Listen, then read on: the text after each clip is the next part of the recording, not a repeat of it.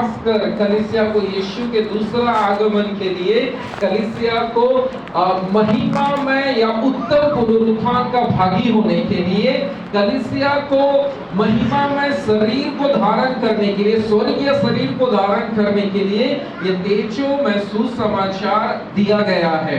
और ये तेजो में सुसमाचार, ये जो दूसरा तुरही है या अंतिम तुरही है, हमें हमेशा सतर्क कराता है कि हम यीशु के संतान हैं, हमारे लिए स्वर्ग राज्य रखा गया है, पर ये हमें चेतावनी देता है, ये दूसरा तुरही अभी बजने वाला है, उसका हम इंतजार में हैं। पर ये तेजो में सुसमाचार हमें उस अंतिम तुरही के लिए तैयार कर रहा है, हमें सतर्क कर रहा है, हमें चेतावनी दे रहा है कि किसी न किसी रीति से अभी जो जंगल में कलीसिया है, जंगल की कलीसिया इस जंगल में अपने मन को लगाना नहीं है बोल के ये तेजो में सुसमाचार हमें सर्वदा चेतावनी देते रहता है। हालेलुया।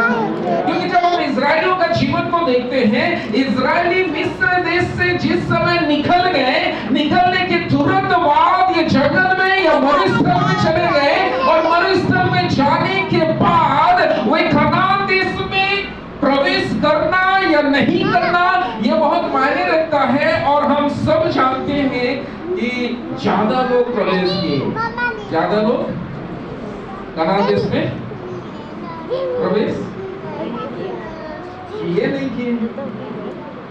ज्यादा लोग, कितना इजरायली निकले थे मिस्र देश से? कुछ अंदाजा है, मालूम है? कितना? 40,000। चलिए 40 ठीक है, बोलूंगा 1000 वाला थोड़ा गड़बड़ हो गया। कुछ अंदाजा है मूसा कितना लोगों को अगुवाई किया था? 40, लगभग 40 लाख या उससे अधिक हम बोल सकते हैं, क्योंकि बाइबल में पुरुषों का संख्या दिया गया है। किसका संख्या? क्योंकि पुराने समय में ज्यादा पुरुषों को गिना जाता था, तो पुरुषों का संख्या दिया गया है। लगभग 6 लाख पुरुष लोग निकले थे। कितना पुरुष? 6 लाख। अगर 6 लाख पुरुष है तो मान लीजिए, कहा जाता है, स्कॉलर्स ऐसा बोलते हैं, एक एक पत्नी है तो 12 लाख हो गए, एक एक बच्चा है तो 18 हो गया। समझ में आ गई? 2 बच्चा है तो 24 दिन बचा। पर उस समय 1, 2, 3 संभव नहीं है, उससे ज्यादा था उससे। तो इसीलिए एक अंदाज हिसाब निकाला जाता है 30 लाख, 40 लाख, कोई कोई कहते हैं 50 या 60 लाख, मालूम नहीं, हमें एग्जैक्ट मालूम नहीं, पर एग्जैक्ट ये तो मालूम है 6 लाख पुरुष निकले थे। कितना पुरुष? तो मान लीजिए 20 लाख, 30 लाख, 40 लाख लोगों को मूसा अगुवाई किया, परमेश्वर ने मूसा को चुना, मूसा अगुवाई किया, मिस्र देश से उन्हें छुड़ाया, फिरौन राजा के बंधन से छुड़ाया, और उन्हें लेके जा रहा है जिस देश में दूध और मधु की धाराएं बहती है, जिस देश के लिए परमेश्वर ने वादा किया है, उस देश में परमेश्वर मूसा के द्वारा इजरायली लोगों को छुड़ा के लेके जा रहा है। पर बाइबल बताती है, एक दुखद घटना बाइबल बताती है कि इनमें से निकले इतना थे, और मैं बोला बहुत पहुंचे, पर बाइबल बताता है बहुत नहीं पहुंचे। पढ़ेंगे पहला कुरिन्थियों का किताब, उसका 10वां अध्याय 3-4 पद। एक से भी पढ़ सकते हैं, 1 से 4 तक पढ़ने से भी चलेगा। जल्दी से पहला कुरिन्थियों का किताब, उसका 10वां अध्याय।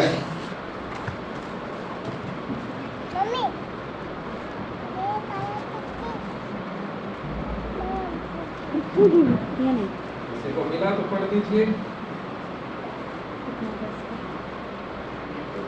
10 अध्याय 1 पद से 4 पद।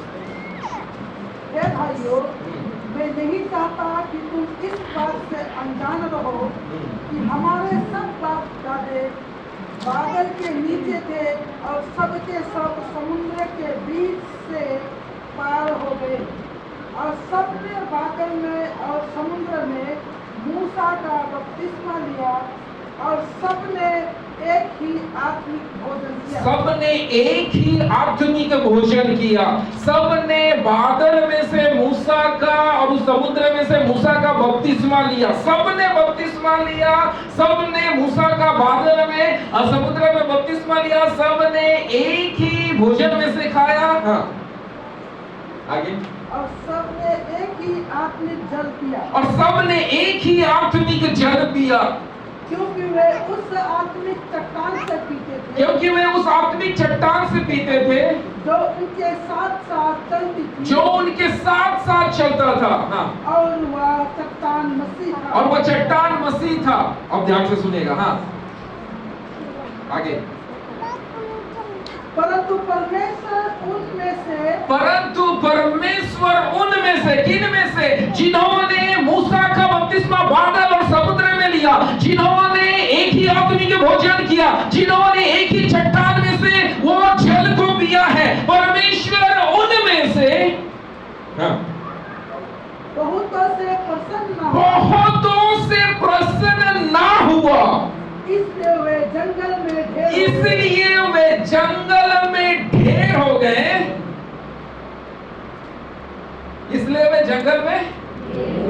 परमेश्वर बहुतों से प्रसन्न कितना निकला था? 6 लाख पुरुष कितना निकले थे? 20 लाख 30 लाख जो भी निकले थे, 30 लाख 40 लाख इस्राएली लोग परमेश्वर ने मूसा के द्वारा उन्हें फिरौन से, परमेश्वर ने मूसा के द्वारा उन्हें गुलाम से छुड़ाया, आजाद किया, और आजाद करने के बाद, मिस्र से आजाद करने के बाद ये जंगल में चल रहे थे, जिसे हमने शुरुआत के सेशन में पढ़ा, जंगल की कलीसिया। ये जंगल की कलीसिया जंगल में चल रहा है। ये जंगल की कलीसिया जंगल में चलते चलते इन्हें कनान देश पहुंचना है, जिसे परमेश्वर ने वादा किया है, जिसमें दूध और मधु की धारा बहता है। परमेश्वर वादा किया हुआ देश में अपने लोगों को, अपने चुने हुए को, अपने प्रजा को वो लेके जा रहे हैं, परंतु रास्ता में परमेश्वर बहुतों से प्रसन्न नहीं हो गया और वे जंगल में ढेर हो गए। क्या हो गए?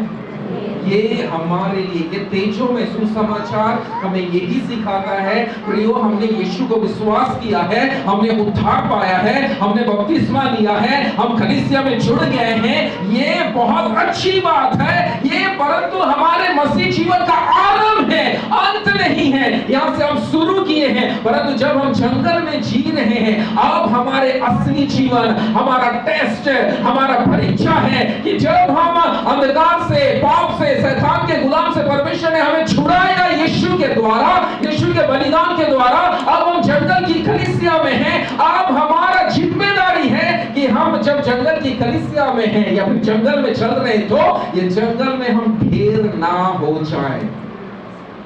हालेलुया। निकलना बहुत आशीष की बात है, और उससे बड़ी आशीष की बात है पहुंचना। बोलिए, पहुंचना सबसे आशीष की बात है। परमेश्वर बहुतों से प्रसन्न नहीं हुआ और बहुत लोग जंगल में ढेर हो गए। और ये बात क्यों लिखा गया है मालूम है? इजरायली लोगों का कहानी क्यों लिखा गया है? क्योंकि हम भी आत्मिक इजरायली हैं। हम कौन हैं? उनका कहानी हमारे लिए। अगर आप नीचे पढ़ते जाएंगे तो 12 पद पढ़ देंगे क्या उसी का? 11 पद, 11 12।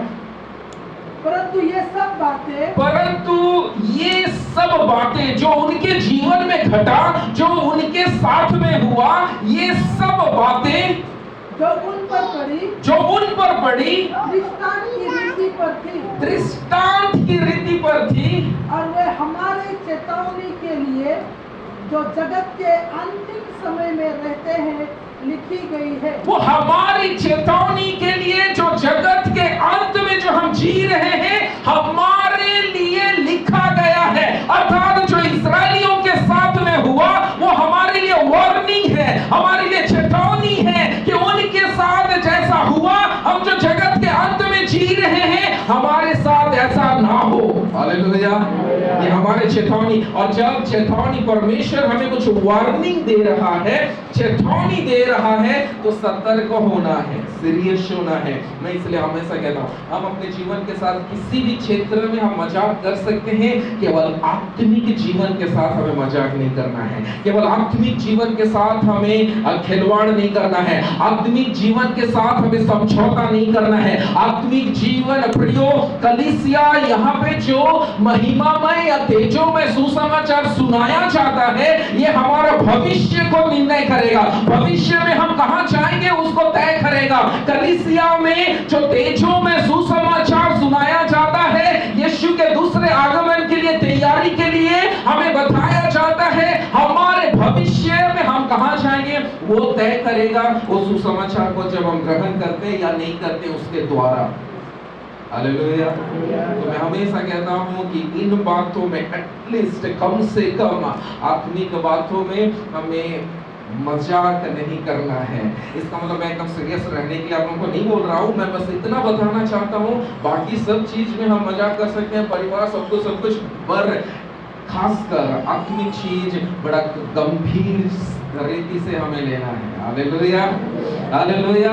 इसको बड़ा गंभीर रीति से लेना है, इसमें कॉम्प्रोमाइज नहीं, इसमें समझौता नहीं, इसको सीरियस लेना है। इन बातों में सीरियस होना है। नहीं चलेगा संसार की बातें भी चलेगा, बॉयफ्रेंड गर्लफ्रेंड में हमेशा कहता हूँ इन बातें चलेगा, नहीं चलेगा, बाइबल में ऐसा नहीं है।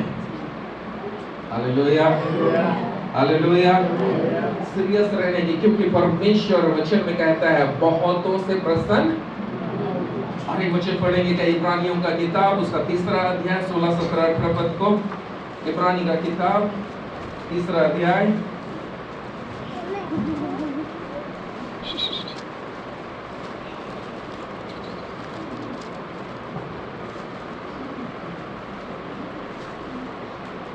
इब्रानी 3रा अध्याय 16, 17, 18, 19 पद को।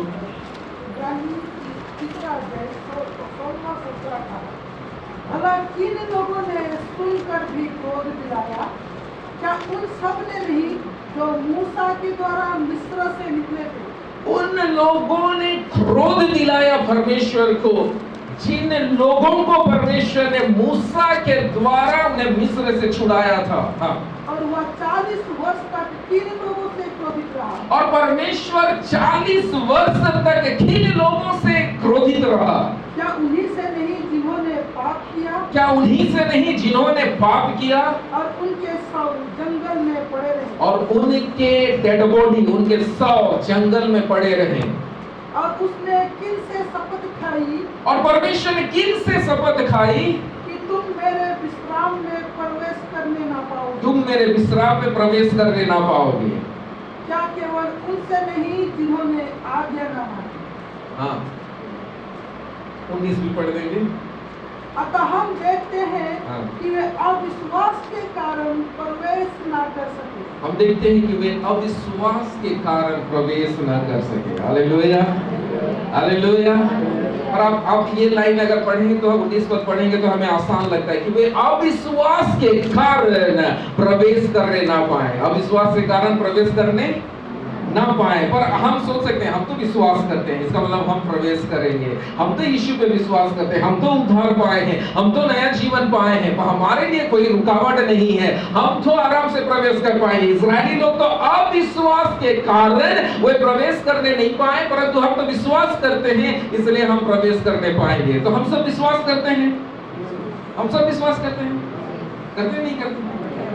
हाँ, शैतान भी करता है। शैतान भी विश्वास सच में करता है, नहीं करता है? हाँ, करता है। और वो सिर्फ विश्वास नहीं करता, वचन कहता है वो थरथराता भी है। क्या करता है? हम सब थरथराते नहीं, हम सिर्फ विश्वास करते हैं। और शैतान थरथराता भी है, विश्वास भी करता है। और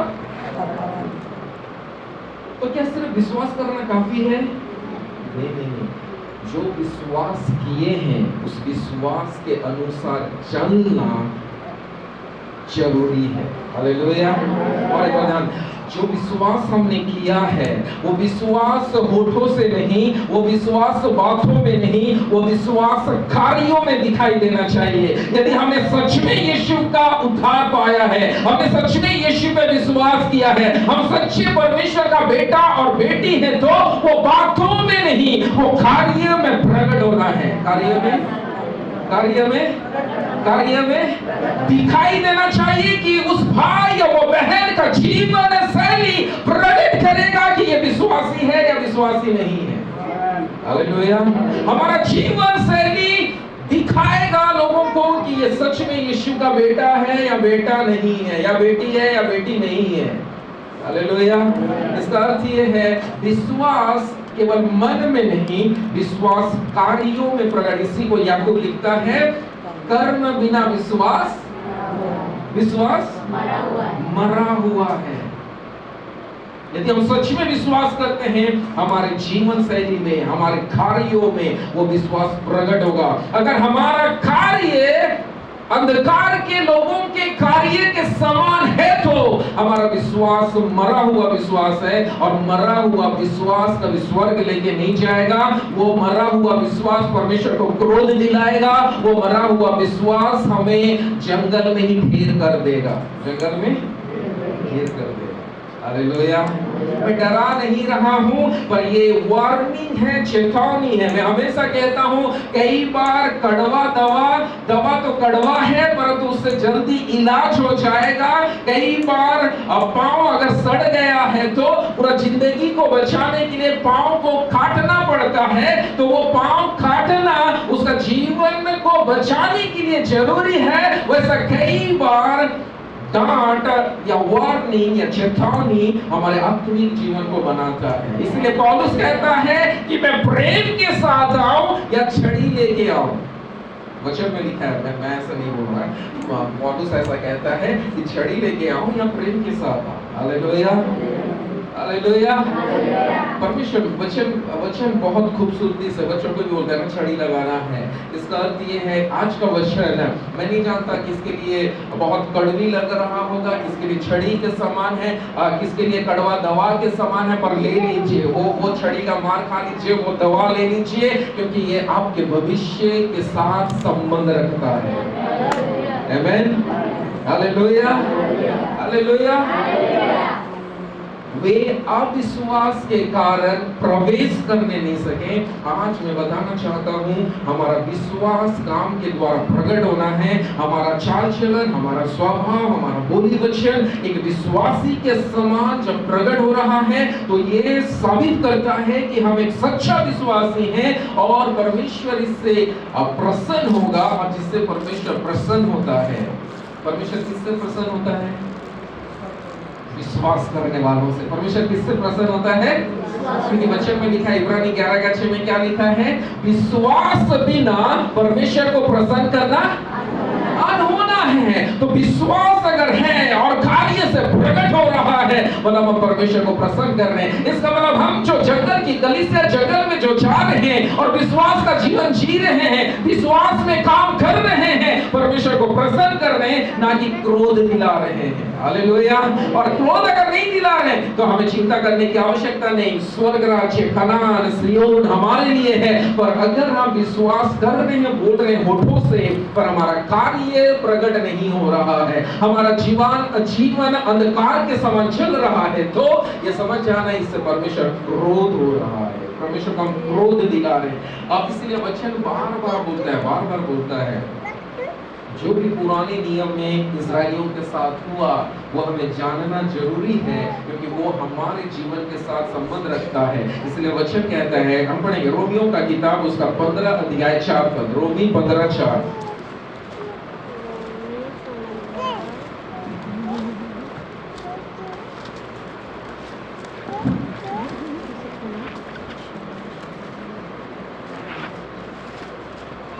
रोमी 15:4।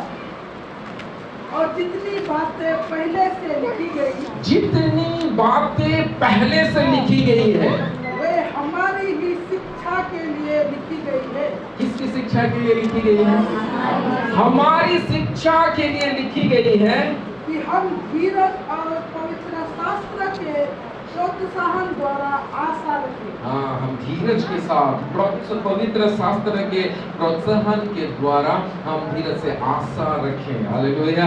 तो हमारी शिक्षा के लिए लिखा गया है, हमारी शिक्षा, बोलिए मेरे शिक्षा के लिए बाइबल दिया गया है। ये जो कहानी है, ये जो घटना है, ये सत्य घटना है, सत्य कहानी है, हमारे शिक्षा के लिए, मेरे शिक्षा के लिए दिया गया है। इसीलिए किसी ने बाइबल का एक फुल फॉर्म बनाया था, BIBLE, उसने ऐसा बनाया था, कुछ भी बन सकता है, पर एक परमेश्वर के दास ने इसका फुल फॉर्म बनाया था, बेसिक इंफॉर्मेशन बिफोर लिविंग अर्थ।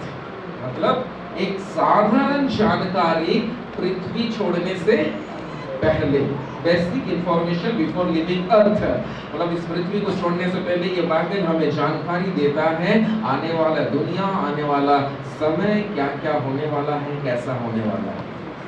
हालेलुया। परमेश्वर ये कलीसिया को जब जंगल में परमेश्वर लेके आया है और जंगल में रखा है, इसका 2 उद्देश्य है। कितना उद्देश्य है? 2 उद्देश्य। ध्यान से सुनिएगा। कलीसिया अभी मिस्र से निकलने के बाद, फिरौन के गुलामी से इजरायली लोग मूसा के द्वारा निकलने के बाद, वे जंगल की कलीसिया या जंगल में वो लोग आ गए। वैसा ही यीशु मसीह के द्वारा हम शैतान के बंधन से या संसार से हम निकाले गए हैं और हम भी अभी जंगल के समान इस संसार में हैं। और इसका 2 उद्देश्य है। एक उद्देश्य है कि संसार हमारे चारों ओर पाप भरा संसार के बीच में हम ज्योति की नाई चमक रहे हैं। ये एक कारण है जिसके द्वारा अन्य जाति या संसार के लोग उद्धार पा जाएं। और दूसरी उद्देश्य है कि इनके बीच में भी रह के हम कैसे अपने आप को पवित्र बना के रख सकें। हालेलुया। नहीं तो अगर परमेश्वर का इच्छा अगर हमें स्वर्ग ले जाने का होता, सिर्फ स्वर्ग ले जाने का होता, तो जिस दिन यीशु को विश्वास किए उसी दिन परमेश्वर हमें किसी न किसी तरीके से स्वर्ग ले जाता। हम मर जाते, एक्सीडेंट होता, कुछ भी होता, कुछ भी हो गया, हम सीधा, सिर्फ परमेश्वर का इच्छा अगर हमें स्वर्ग ले जाना होता, सिर्फ स्वर्ग ले जाना होता, तो जिस दिन यीशु को विश्वास किए उसी दिन हमें मर जाना था और सीधा कहां जाते? सीधा कहां जाते? स्वर्ग जाते। पर परमेश्वर क्या कर रहा है आपको मालूम है? परमेश्वर हम विश्वास करने के बाद हमें संसार में रखा है, अभी भी रखा है, आपको रखा है, मुझे रखा है। अभी भी हम जीवितों के बीच में पाए जाते हैं, अभी भी हमारे अंदर में सांस चल रहा है। इसका कारण है कि आपके जीवन को लेके, मेरे जीवन को लेके परमेश्वर के पास एक उद्देश्य है। हालेलुया। समझ पा रहे हैं? आप ऐसे ही नौकरी करना है, शादी करना है, बाल बच्चा देखना है, फिर और थोड़ा बड़ा हो जाने के बाद बाल बच्चे का शादी करना है, उनका बच्चों को देखना है, दादा दादी बन जाना है, नाना नानी बन जाता है, संसार में छोड़ के बूढ़ा बूढ़ी होके मर के चला जाना है। इतने के लिए परमेश्वर नहीं रखा है। ऐसा तो सभी लोग कर रहे हैं। नहीं, हमें परमेश्वर रखा है, एक खास कारण है, एक खास उद्देश्य है। हालेलुया।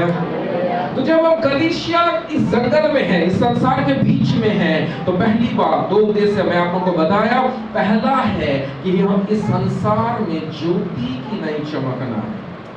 अपना जिम्मेदारी, अपना बुलाहट, अपना कार्य को हमें कभी नहीं भूलना है। ये परमेश्वर उद्देश्य दिया है। एक वचन पढ़ेंगे क्या? फिलिपियों का किताब,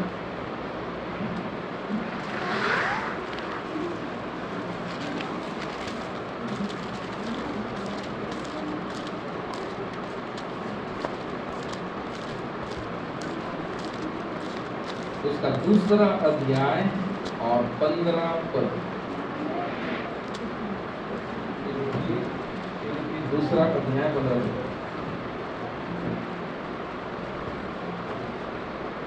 फिलिप्पी 2:15, ताकि तुम निर्दोष और भोले होकर टेढ़े और हठीले लोगों के बीच परमेश्वर के निष्कलंक संतान बने रहो, जिनके बीच में तुम जीवन का वचन लिए हुए जगत में जलते दीपकों के समान दिखाई देते हो। किनके बीच में है हम? किनके बीच में परमेश्वर ने हमें रखा है? टेढ़े और हठीले लोगों के। इसका मतलब ये है, हम संसार से अच्छी बातों का अपेक्षा, या फिर संसार हमें प्रेम करेगा, संसार हमारी बातों को सुनेगा, संसार हमें बहुत अच्छा वाह करेगा, ऐसे बात हम संसार से अपेक्षा ना करें। क्यों? क्योंकि परमेश्वर ने हमें टेढ़े और हठीले लोगों के बीच में रखा है। क्यों रखा है? वहीं पे है, क्यों रखा है? ताकि जीवन का वचन लिए हुए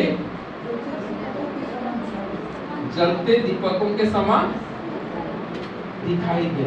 तो हमें परमेश्वर का वचन कहता है, उससे पहले और एक शब्द लिखा हुआ था, हमें निर्दोष रहना है। और एक बार उस वचन को पढ़ते हैं क्या ध्यान से, ताकि तुम निर्दोष ताकि तुम निर्दोष और भोले होकर, हालेलुया। कैसा होना है हमें इस संसार में? कैसा होना है? बोलिए, निर्दोष होना है और भोला होना है। भोला क्या चीज के लिए भोला होना है? अगर हम भोले बनेंगे सब लोग हम लोग के खत्म। क्या चीज के लिए भोला होना है? सांप के समान चालाक और कबूतर के समान, सुने बच्चे सुने हैं, सांप के समान चालाक और कबूतर के समान भोला। तो भोला बनना है, पर क्या चीज के लिए भोला बनना है? पाप के लिए। क्या के लिए?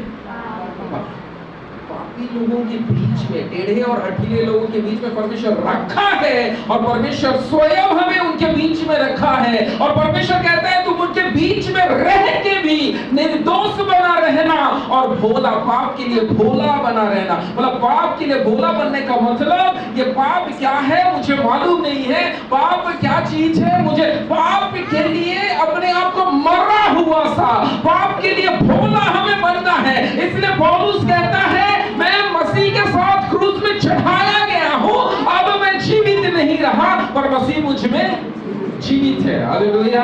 तो पाप के लिए भोला बनना है, निर्दोष बनना है, और परमेश्वर टेढ़े और हठीले लोगों के बीच में हमें परमेश्वर का जीवित वचन लिए हुए जलते हुए दीपकों के समान रखा है। तो आप और मैं एक ज्योति के समान है। हालेलुया। आप और मैं अगर जगत के लिए एक ज्योति के समान है, तो प्रियो ज्योति के समान हमें जलता रहना है। बोलिए, जलता रहना है। तो परमेश्वर ने हमें मिस्र से छुड़ाया, परमेश्वर ने हमें फिरौन राजा से छुड़ाया, परमेश्वर ने मूसा के द्वारा इजरायलियों को छुड़ाया, परमेश्वर ने यीशु के द्वारा हमें छुड़ाया, शैतान से छुड़ाया, अंधकार से छुड़ाया, संसार में से छुड़ाया, और हमें जन्नत में रख दिया है। और चारों ओर टेढ़े और हठीले लोग हैं, ताकि हम ज्योति की नहीं चमके और उनके पास यीशु का सुसमाचार पहुंचाएं। एक ज्योति की नाई निर्दोष बन के रहे, भोले बन के रहने के लिए हमें परमेश्वर ने चुना है। तो आपका और मेरा जिम्मेदारी क्या है? आपका और मेरा बुलाहट क्या है? बोलिए, ज्योति की नाई निर्दोष और भोला रहना है। हमें इस काम के लिए बुलाया गया है, इसलिए हमें परमेश्वर ने जंगल में रखा है। कहाँ रखा है? और साथ ही साथ परमेश्वर ने हमें जंगल में रखा है ताकि परमेश्वर देखना चाहता है कि हम उनके आज्ञाओं को मानते हैं या नहीं। क्यों परमेश्वर ने इस्राएलियों को 40 साल उस जंगल में घुमाया? 40 साल घुमाया। कितना साल? 40 साल। क्यों? मिस्र देश से कनान देश से लगभग 2 सप्ताह का या 11 दिन का रास्ता था। कितना दिन का? 11 दिन का रास्ता, पर लगा 40 साल। परमेश्वर पूरा घुमाते हुए लेके गया। क्यों? हम अपना उद्देश्य में, परमेश्वर जिस बुलाहट में बुलाए उस बुलाहट में हमें समय लग रहा है। परमेश्वर सीधा हमारे बुलाहट में लेके नहीं जा रहा है, हम स्वर्ग राज्य अभी तक पहुंच नहीं पा रहे। इसका कारण है परमेश्वर इस जंगल में हमें रख के हमें नम्र बना रहा है, हमें दीन बना रहा है, हमें बना रहा है कि हम उनके अधीन, उनके आज्ञाओं को मानेंगे कि नहीं। क्योंकि स्वर्ग में जैसे तैसे लोग नहीं जाएंगे। अगर आप सोच रहे स्वर्ग बहुत सस्ता है, तो मैं आपको बताऊं स्वर्ग बहुत सस्ता नहीं है। स्वर्ग ले जाने के लिए स्वर्ग का परमेश्वर यीशु को मनुष्य का रूप धारण करके इस पृथ्वी में आना पड़ा और पापियों के लिए अपना जीवन को बलिदान करना पड़ा। इसका मतलब स्वर्ग सस्ता नहीं है। हाँ, हमें मुफ्त में मिला है, पर ये सस्ता नहीं है। हालेलुया। समझ में आ रहा? नहीं आ रहा? फ्री में मिला है बोल के ये, अगर कोई हमें डायमंड दिया या कुछ भी सोना चांदी कुछ दिया, हमें फ्री में मिला, हमें फ्री में मिला है बोल के ये सोना सस्ता नहीं हो गया। हालेलुया। वैसा ही हमें उद्धार फ्री में मिला तो है, परंतु स्वर्ग सस्ता नहीं है, उद्धार सस्ता नहीं है, बहुमूल्य है, बहुमूल्य। मैंने आपको बताया ना, सोना क्या को दर्शाता है? विश्वासियों का विश्वास, विश्वासियों का विश्वास। चांदी क्या दर्शाता है? चांदी उद्धार या छुटकारा को दर्शाता है, जिससे पुराने समय में कोई पाप किया है तो उसका उद्धार या उसके छुटकारे के लिए दिया जाता था। पर आपको मैं बता दूं, बाइबल में लिखा है, ना तो सोना से ना चांदी से हमारा छुटकारा हुआ है, और तो हमारा छुटकारा कैसा हुआ है? निर्दोष मेमने, निष्कलंक मेमने यीशु के लहू से हमारा उद्धार हुआ है। अब बाद में पढ़िएगा, पहला पतरस 1:18 में लिखा है कि सोना और चांदी से, तुम्हारे बाप दादों से चला आने वाला स्वभाव, सोना और चांदी से तुम्हारा छुटकारा नहीं हुआ है, परंतु निर्दोष यीशु के बहुमूल्य लहू के द्वारा हमारा उद्धार या छुटकारा हुआ है। ना तो हमारा विश्वास के द्वारा हुआ है, ना हमारे योग्यता के द्वारा हुआ है, हमारा कुछ नहीं, ये यीशु का अनुग्रह है, दया है जो हमें उद्धार मिला है। हालेलुया। ठीक है, तो परमेश्वर ने क्यों रखा है कलीसिया को? 2 कारण मैंने बताया। एक कारण है कि ज्योति के नाई हमें चमकने के लिए रखा है, और दूसरा कारण बताया कि परमेश्वर हमें इस बीच में रख के हमारा टेस्ट कर रहा है। और अगर ज्योति के नाई हमें चमकना है, एक दिया को अगर लगातार जलते रहना है तो क्या करना पड़ेगा? कि आग अगर नहीं बुझना है तो क्या करना पड़ेगा? हाँ? लकड़ी डालते रहना है, फूंकते रहना है। अगर दिया है तो उसमें तेल डालते रहना है। हालेलुया। वैसे दिया की नहीं अगर चमकना है तो आपको सबको याद रहेगा, 10 कुंवारी का कहानी सबको मालूम है, सबको मालूम है। क्या क्या उस 10 कुंवारी में से 5 बुद्धिमान और 5 मूर्ख है? 5 बुद्धिमान और 5 मूर्ख है। मूर्ख मूर्ख क्यों है और बुद्धिमान बुद्धिमान क्यों है? मूर्ख को क्यों मूर्ख कहा गया, बुद्धिमान को क्यों बुद्धिमान कहा गया? और जब इंतजार कर रहे थे, कौन लोग सो गए? कौन लोग सो गए? हाँ, सभी लोग सो गए। मूर्ख लोग केवल नहीं सोए गए। पढ़िएगा, अच्छे से पढ़िएगा। सभी लोग, बुद्धिमान भी सो गया और मूर्ख भी सो गया। दूल्हा का इंतजार करते करते मूर्ख भी सो गया और बुद्धिमान भी सो गया। पर बुद्धिमान बुद्धिमान क्यों हुआ, मूर्ख मूर्ख क्यों हुआ, जबकि दोनों सो गए? क्या फर्क है? बुद्धिमान के पास तेल नहीं, एक्स्ट्रा तेल था, और मूर्ख के पास तेल तेल था, एक्स्ट्रा तेल नहीं था। अपना बारीकी से हम सीख रहे हैं ना, ठीक है। लुका का सुसमाचार, लुका बहुत अच्छा से लिखा है, वो बारीकी से बोलता है। इसको बहुत ज्यादा, पतरस का सास को बहुत ज्यादा बुखार था, ऐसा बोलता था। अभी हम लोग वैसा ही सीख रहे हैं, बड़ी गहराई से। ये एक्स्ट्रा तेल नहीं था, एक्स्ट्रा तेल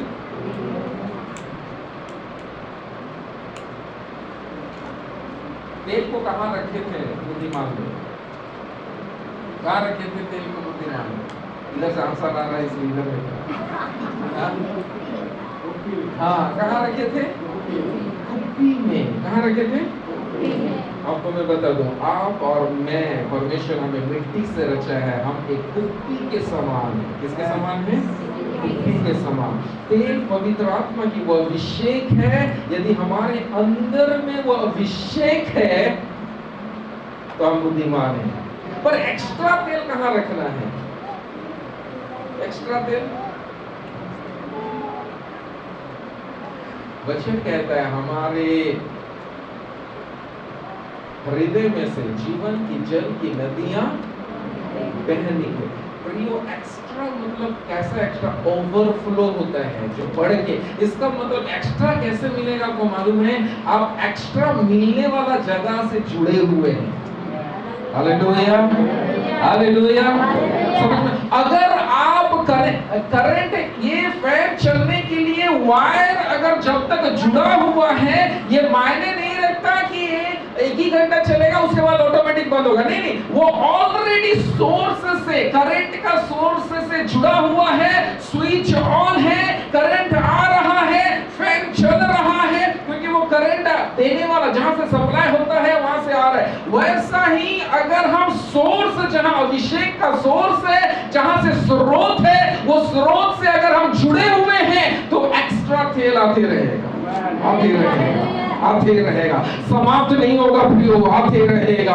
वो वहां भंडार है, वहां खाली कभी नहीं होता है, वहां भरपूरी है, वो कभी खाली नहीं होता है। एक्स्ट्रा तेल चाहिए, आते रहेगा। स्रोत के साथ केवल हमें जुड़ा रहना है। वो स्रोत के साथ अगर हम जुड़े हुए हैं तो एक्स्ट्रा तेल आते रहेगा। Hallelujah, hallelujah. और आपको मैं और कुछ गहरी बातों को बोल के ये कहानी को अंत करना चाहूंगा। ये कहानी को, ठीक है, वो ये 5 बुद्धिमान भी सो गए, मूर्ख भी क्या हो गया, सो गए। किसका इंतजार कर रहे थे? दूल्हा का इंतजार कर रहे थे। किसका इंतजार कर रहे थे? दूल्हा का इंतजार। दूल्हा कौन है? यीशु मसीह। और सब सो गए, सब। तो ये संभाव, ये सब सो गए मतलब क्या है? ये कहीं ना कहीं इंतजार करना इतना लेट लगा, इतना आधी रात के समय में सब सो गए। थोड़ा सा गहराई जाएंगे, ठीक है, ज्यादा नहीं। आधी रात के समय सब सो गए, वो टाइमिंग में। इसका मतलब है ऐसा परिस्थिति, ऐसा समय, ये भविष्यवाणी की भी बात है, ऐसा परिस्थिति, ऐसा समय हमारे भारत देश के लिए आने वाला है या फिर पूरे दुनिया में आने वाला है, जहां आत्मिक परिस्थितियां मानो अंधकार आधी रात जैसा पहुंच गया है। सब आत्मिक में ठंडा महसूस हो रहा है। यहाँ तक कि जो आत्मा में चल रहा था, जो बुद्धिमान है, जो निर्बुद्धि है, सब के सब एकदम शिथिल पड़े रहेंगे। वैसा टाइम में आधी रात के लगभग में दूल्हा अचानक आएगा। Hallelujah, hallelujah. पर बुद्धिमान इसलिए है क्योंकि वो स्रोत के साथ जुड़ा हुआ है, एक्स्ट्रा तेल उसके पास में है। हालेलुया, एक्स्ट्रा तेल उसके पास में है। इसलिए वो अचानक जब दूल्हा आने का शब्द सुनाई दिया तो बुद्धिमान उठा और तुरंत अपने मसालों को रेडी किया, तैयारी किया। एक्स्ट्रा तेल उनके पास में पर्याप्त है, वे स्रोत के साथ जुड़े हुए हैं, अपना लिए वे तेल निकाल सकते हैं क्योंकि वे स्रोत के साथ जुड़े हुए हैं। और वो अपना मसाल रेडी कर लिया क्योंकि दूल्हा आधी रात को आ गया। हालेलुया। और मूर्ख इसीलिए है क्योंकि वो स्रोत के साथ जुड़ा नहीं है, इसलिए उनके पास एक्स्ट्रा तेल नहीं। जितना थोड़ा बहुत था पहले से, वो पहले ही समाप्त हो गया, तो ये एक समय आया जिस समय में वो जो तैयार पहले से था, दूल्हा आया, 5 बुद्धिमान को लेके अंदर प्रवेश किया और दरवाजा कौन बंद किया? नूह का दरवाजा कौन बंद किया था? नूह जहाज बनाया था, नाव बनाया था, दरवाजा कौन बंद किया था? नूह ने बंद किया था। नहीं, परमेश्वर बंद किया था। नूह बंद करता तो बाहर से जो खटखटा हमारे लिए खोलो तो शायद खोल देता, दया की खोल देता। नहीं, नूह ने बंद किया ही नहीं था। वो दरवाजा परमेश्वर ने बंद किया था तो परमेश्वर खोल सकता था, पर परमेश्वर धर्मी न्यायी है, उसने बंद किया तो कोई उसको खोल नहीं सकता है। और परमेश्वर जिसको खोलता है उसको कोई बंद नहीं कर सकता है। हालेलुया। परमेश्वर अगर किसी को आशीष दिया है तो उसको कोई श्राप नहीं दे सकता है, और परमेश्वर किसी को अगर आशीष नहीं दिया है तो बाहर से जितना आशीष मिलने से भी उसे कुछ आशीष नहीं मिलेगा। समझ में आ रहा है? इसका अर्थ ये है, वो दूल्हा प्रवेश किया, बुद्धिमान स्त्रियां प्रवेश किया और दरवाजा बंद हो गया। और मूर्ख स्त्रियां जब आई और दरवाजा खटखटाया तो क्या हुआ? अंदर से क्या आवाज आया? दरवाजा खुल गया। मैं तुझे, कौन हमें नहीं पहचानेगा? जिसके साथ हम संगति नहीं करेंगे, दोस्त के साथ संगति करेंगे, दोस्त हमें पहचानेगा। नया लोगों के साथ संगति करेंगे, नया लोग हमें पहचान। यीशु के साथ संगति करेंगे, यीशु हमें पहचानेगा। और यीशु के साथ संगति नहीं करेंगे, यीशु हम बोलेगा मैं तुझे नहीं पहचान। आज कितना संगति हम यीशु से कर रहे हैं प्रिय। यीशु को पहचानना है संगति। मूर्ख और बुद्धिमान स्त्री और एक दल वहां पे है, और एक दल है। कौन सा दल है? कौन सा दल? और एक ग्रुप है वहां पे। वो कहानी पढ़े हैं वो कहानी 10 कुंवारी। अच्छा, सब जानते हैं 10 कुंवारी का कहानी पक्का। वहां और एक ग्रुप है जिसको यीशु का आने से, चाहे दूल्हा का आने से कोई मतलब नहीं है। कोई मतलब, ये दूल्हा आए ना आए, यीशु आए ना आए, उसका कोई मतलब नहीं है। वो वाला ग्रुप है, वो बिजनेस कर रहे हैं, तेल बेच रहे हैं। क्या कर रहे हैं? मिला ग्रुप जिनके पास में ये निर्बुद्धि लोग तेल खरीदने के लिए गए थे। थोड़ा कड़वा है लेकिन सच है। बहुतों के पास अभिषेक बेच रहे हैं, चंगाइयां बेच रहे हैं। बोलना अच्छा नहीं है पर कड़वी सच है। उनको यीशु का आने से और यीशु का जाने से कोई मतलब नहीं। वो और ये स्पेशली हमारे जैसे लोगों के, सेवक लोगों के लिए है। सेवकाई पैसा कमाने का जरिया नहीं है। सेवकाई किसी को दिखाने, किसी को ऊंचा उठाने, अपना नाम बड़ा करने के लिए नहीं है।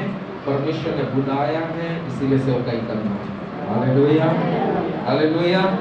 पर यहाँ पे एक दल जो तेल बेच रहा है, उनके पास कहीं ना कहीं किसी न किसी रीति से वो स्रोत मिला है जिससे उनको तेल तो मिल रहा है, पर वो तेल का सही उपयोग नहीं कर रहे। उसको मालूम नहीं है यीशु का आने और जाने के साथ। और ऐसे लोग ही अंत में यीशु के पास जाके बोलेंगे मैं तो आपके नाम से दुष्ट आत्मा निकाला, चंगाई किया, ये किया, वो किया। यीशु बोलेगा मैं तुझे नहीं जानता। स्पेशली लीडर्स लोगों के लिए, हमारे जैसे जो सेवकाई करते हैं उनके लिए ये वचन है, जो केवल सेवकाई कर रहे हैं पर खुद तैयार नहीं है, खुद तैयार नहीं है। Hallelujah, hallelujah. तो हमें जंगल में परमेश्वर क्यों रखा है? ज्योति के नहीं चमकने के लिए। हमें जंगल की कलीसिया क्यों कहा गया है इजरायली लोगों को, या हमें जंगल में परमेश्वर ने क्यों रखा है? क्योंकि जंगल में परमेश्वर हमें परख रहा है, हमें देख रहा है कि हम उनकी आज्ञा को मानते हैं या नहीं मानते हैं, उनकी इच्छा के अनुसार चलते हैं या नहीं चलते, पवित्रता में चलते हैं या नहीं चलते, यीशु के साथ संगति करते हैं या नहीं करते हैं, हमारा आत्मिक जीवन कैसा है, ये देखने के लिए विश्वास हम।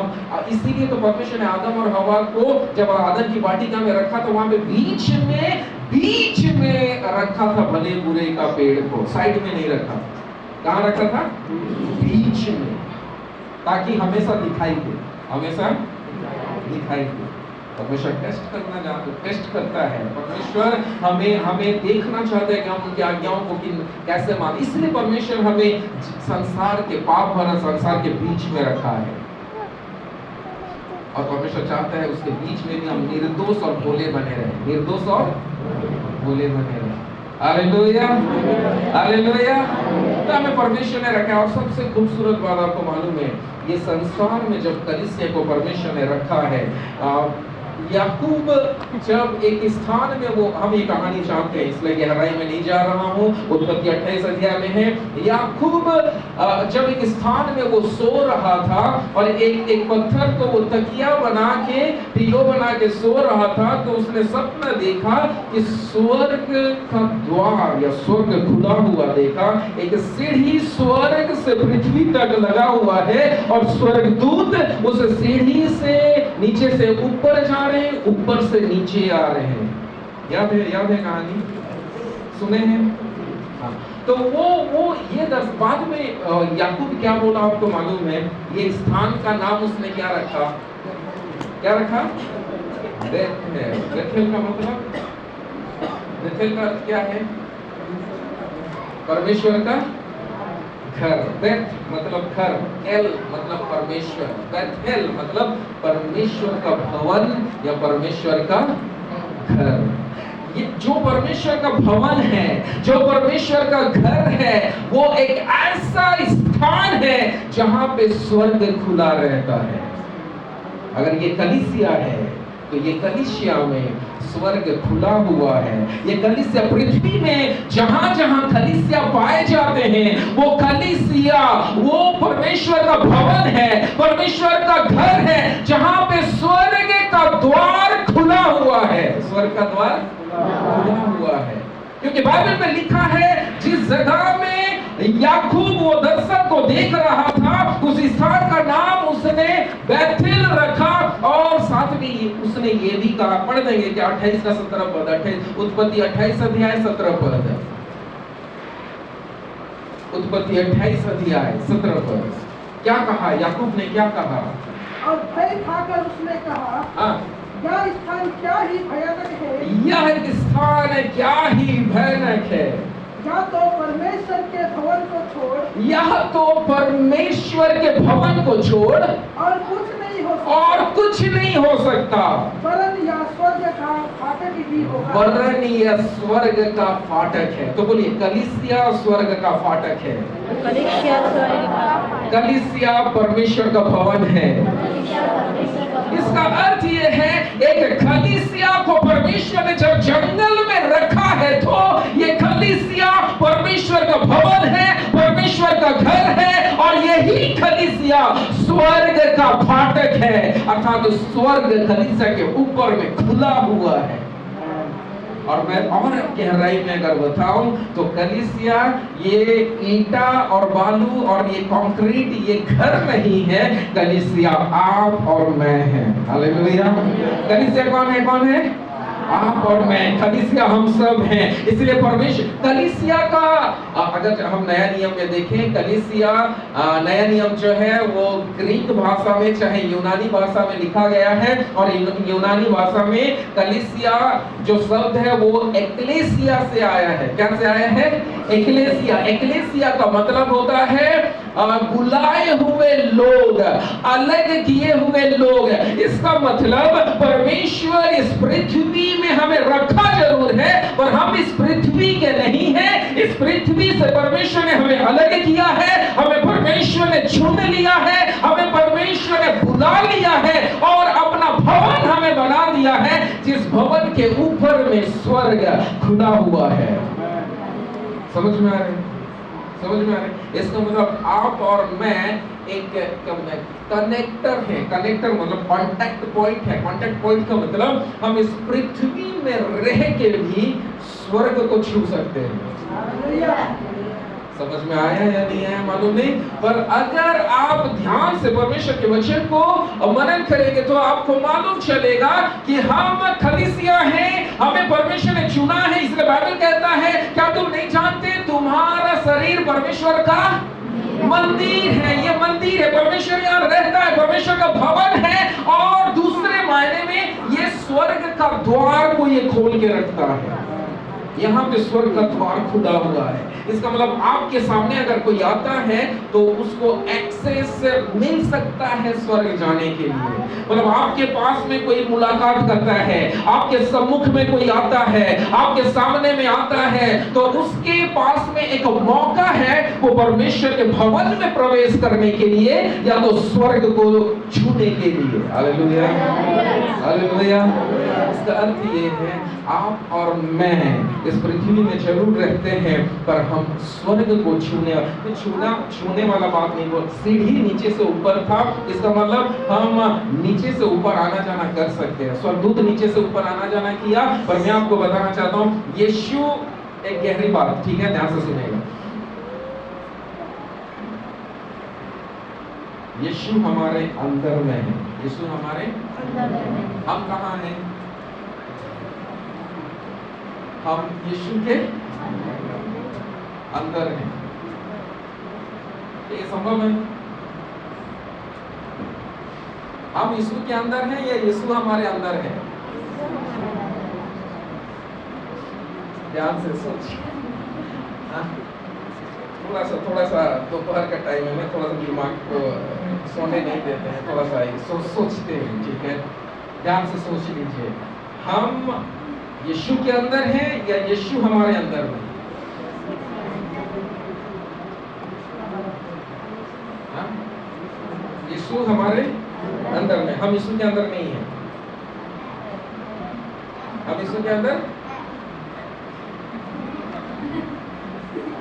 यही तो अद्भुत बातें हैं। तुम मुझ में और मैं मुझ में। अद्भुत बातें, अद्भुत बातें। मैं मसीह में हूँ, मसीह मुझ में है, तो दोनों बात सही है, 100% सही है। मैं पिता में हूँ, पिता किसने कहा था? सुना है। इसका मतलब हम ऐसे अद्भुत लोग हैं, परमेश्वर ने हमें ऐसा सृष्टि किया है, यीशु पवित्र आत्मा के द्वारा हमारे अंदर में है, और हमने भी यीशु को जब विश्वास किया, हम यीशु के अंदर में चले गए। दोनों बात सही है, दोनों बात 100% सही है। यीशु हमारे अंदर में भी है और हम यीशु के अंदर में भी हैं। पवित्र आत्मा हमारे अंदर में भी है, पवित्र आत्मा हमारे साथ में भी है।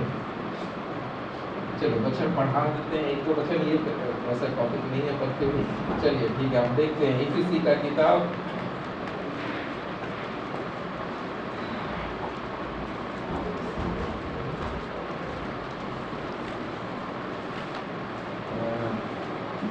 उसका 4, उसका 6 पद पे पढ़ रहे क्या? ध्यान से सुनिएगा, इफिसी 4:6। इफिसी 4:6। और सबका एक ही परमेश्वर और पिता है, जो सबके ऊपर है और सबके मध्य में है, और सबके मध्य में है, और सब में है, और सब में है। और एक बार समझ में आया नहीं आया? और एक बार, हाँ। और सबका एक ही परमेश्वर और पिता है, सबका एक ही परमेश्वर और पिता है, जो सबके ऊपर में है। वो पिता, वो परमेश्वर सबके ऊपर में है, और सबके मध्य में, सबके बीच में है, सबके मध्य में है, और सब में है, और सबके अंदर में है, सब में है। हालेलुया। हमारा परमेश्वर अद्भुत परमेश्वर है प्रियो। वो परमेश्वर हमारे अंदर में भी है और हम भी उस परमेश्वर के अंदर में हैं। हालेलुया। हम अद्भुत प्राणी हैं। मैं आपको आपका परिचय थोड़ा सा आज हम जानेंगे कि हम कैसे इस पृथ्वी में भी हैं और कैसे एक ही टाइम में। बाइबल कहता है अगर हम यीशु के अंदर में हैं तो, और अगर आप इस बात को विश्वास करते हैं तो वचन में लिखा भी है कि हम यीशु में हैं, यीशु में हम यीशु के अंदर हैं। अगर हम यीशु के अंदर हैं तो यीशु अभी कहाँ है? यीशु अभी कहाँ है? स्वर्ग में, परमेश्वर पिता के दाहिनी ओर में है। तो हम अभी कहाँ हैं? स्वर्ग में। इसलिए वचन क्या कहता है? पृथ्वी पर की नहीं परंतु स्वर्गीय वस्तुओं की खोज में रहो। इसका मतलब हमारा, और थोड़ा गहराई में जाए, समझ में आ रहा है नहीं आ रहा है? मुश्किल हो रहा है क्या? ठीक है, हम अभी सुन रहे थे हम 3 भाग से बने। कितना भाग? 3 भाग। हमारा प्रॉब्लम क्या है, हमारा समस्या क्या है? हम एक भाग को ज्यादा इंपॉर्टेंट देते हैं। एक भाग मतलब कौन सा भाग आपको मालूम है? हम शरीर वाला भाग, उसमें ज्यादा। हम 3 भाग से बने हैं। एक भाग शरीर है, हम शरीर वाला भाग से बने हैं, और ये शरीर मिट्टी से बना है। क्या से बना है? मिट्टी से बना है। ये मिट्टी से बनने के कारण ये शरीर संसार की ओर खींचता है, मिट्टी की ओर खींचता है, ये संसार की बातों की ओर खींचता है। और ये शरीर वाला भाग, हम मनुष्य 3 भाग है, 3 भाग में से शरीर वाला भाग हमें मिट्टी की ओर, संसार की ओर खींचता है, और हम भी सोचते हैं यही हमारा वास्तविक है, और क्या इसी में संतुष्ट रहते हैं। पर मैं आपको बताता हूं, हमारे अंदर का आत्मा वाला भाग अभी यीशु के साथ स्वर्गीय स्थानों में बैठा हुआ है। यदि हमारा मन या हम जान जाएंगे कि हमारा एक भाग तो शरीर है, एक भाग तो मिट्टी से बना है, एक भाग तो मिट्टी की ओर, संसार की ओर खींचता है, परंतु मेरा और एक भाग है जिसे आत्मा कहा जाता है। वो आत्मा यीशु के साथ स्वर्गीय स्थानों में बैठा हुआ है। अभी मैं पृथ्वी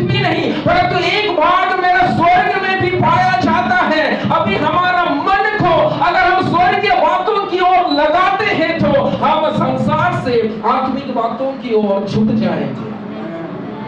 हालेलुया। इसका मतलब क्या? हमारा मन बीच में है, अभी निर्भर करता है हमारा एक भाग, ज्यादा भाग नहीं, एक भाग शरीर मिट्टी की ओर, एक भाग आत्मा स्वर्ग की ओर है। हमारे ऊपर निर्भर करता है हम पृथ्वी वाली बातों में लगे रहें, शरीर वाला बातों में लगे रहें, या तो हमारे ऊपर निर्भर करता है कि हम आत्मा वाला भाग में लगे रहें, आत्मिक या स्वर्गीय बातों की ओर लगे रहें। क्योंकि अब ज्यादा भाग शरीर की ओर है, इसलिए ज्यादा ऐसा नहीं, एक ही भाग हमारा, एक भाग शरीर पर एक भाग आत्मा जो स्वर्गीय स्थानों में बैठा हुआ है। Hallelujah, hallelujah. इसका मतलब हमारे ऊपर निर्भर करता है, ये मन निर्भर करता है हम किधर लाएं, किधर लेके जाएं। शरीर की तरफ लेके जाएं तो ये वास्तविक बात है, जिधर मन चाहेगा वो ज्यादा ताकतवर हो जाएगा। अभी दो हो जाएंगे, क्या हो जाएंगे? दो भाग हो जाएगा। शरीर था, मन आ गया, तो मन और शरीर दो भाग, तो कौन जीतेगा? दो भाग वाला जीतेगा, क्योंकि दो भाग आ गया, शरीर और मन हो गया। पर ये मन अगर आत्मिक बातों में लगा देंगे तो कौन जीतेगा? आत्मा, क्योंकि उधर दो भाग हो गया। जिधर हम मन लगाएंगे वो जीतेगा। अगर शारीरिक बातों में मन लगाएंगे तो शारीरिक बातों में हम जीतते जाएंगे, शारीरिक बातें हमारे ऊपर में हावी होते जाएगा। आत्मिक बातों की ओर मन लगाएंगे तो आत्मिक बातें जीतते जाएगा, हम आत्मा में बढ़ते जाएंगे। Hallelujah, hallelujah. इसका अर्थ ये है, हमें परमेश्वर जब यहाँ पे रखा है, हम एक कनेक्टर के समान हैं। हम इस पृथ्वी में भी हैं, हमारा एक भाग पृथ्वी में है तो एक भाग स्वर्ग में है। एक भाग, तो हम क्यों, सोच के देखिए, एक भाग पृथ्वी में है और एक भाग स्वर्ग में है। एक एक ही भाग है, ज्यादा नहीं, एक भाग। हमारे ऊपर निर्भर करता है, अगर हम स्वर्ग की बातों में अगर मन लगा दिए तो हम कहीं ना कहीं स्वर्ग या प्राणी के समान हर चीज हमारे जीवन में सुपरनेचुरल होना आरंभ हो जाएगा, अलौकिक होना आरंभ हो जाएगा। अन्य भाषाएं जैसा ये अलौकिक है, वो अलौकिक बातें, चंगाइयां, science and wonders and miracles, अलौकिक बातें हमारे लिए सामान्य हो जाएगा। अब मैं आपको बताऊं, यीशु मसीह के लिए या तो परमेश्वर के लिए चंगाई करना बड़ा बात है या छोटा बात है?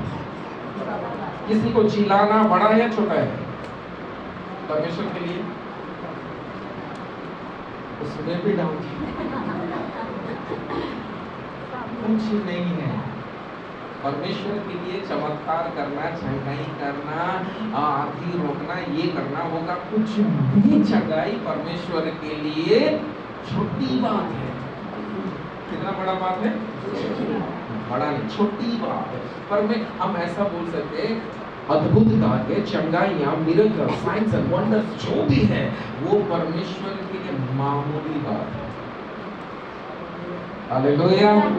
और परमेश्वर चाहता है कि अगर हम और आप परमेश्वर के संतान हैं और हमारा मन हमारा शरीर वाला भाग में नहीं लगा के, हमारा मन को अगर हम आत्मिक वाला भाग में लगाते हैं तो अलौकिक बातें हमारे लिए भी साधारण हो जाएगा। चंगाई, छुटकारा, उद्धार या फिर मिरेकल, साइंस, वंडर्स हमारे लिए नॉर्मल हो जाएगा। हालेलुया। हमें बड़ी कष्ट के साथ प्रार्थना करके चंगाई नहीं, एक प्रार्थना में चंगाई हो जाएगा। हालेलुया।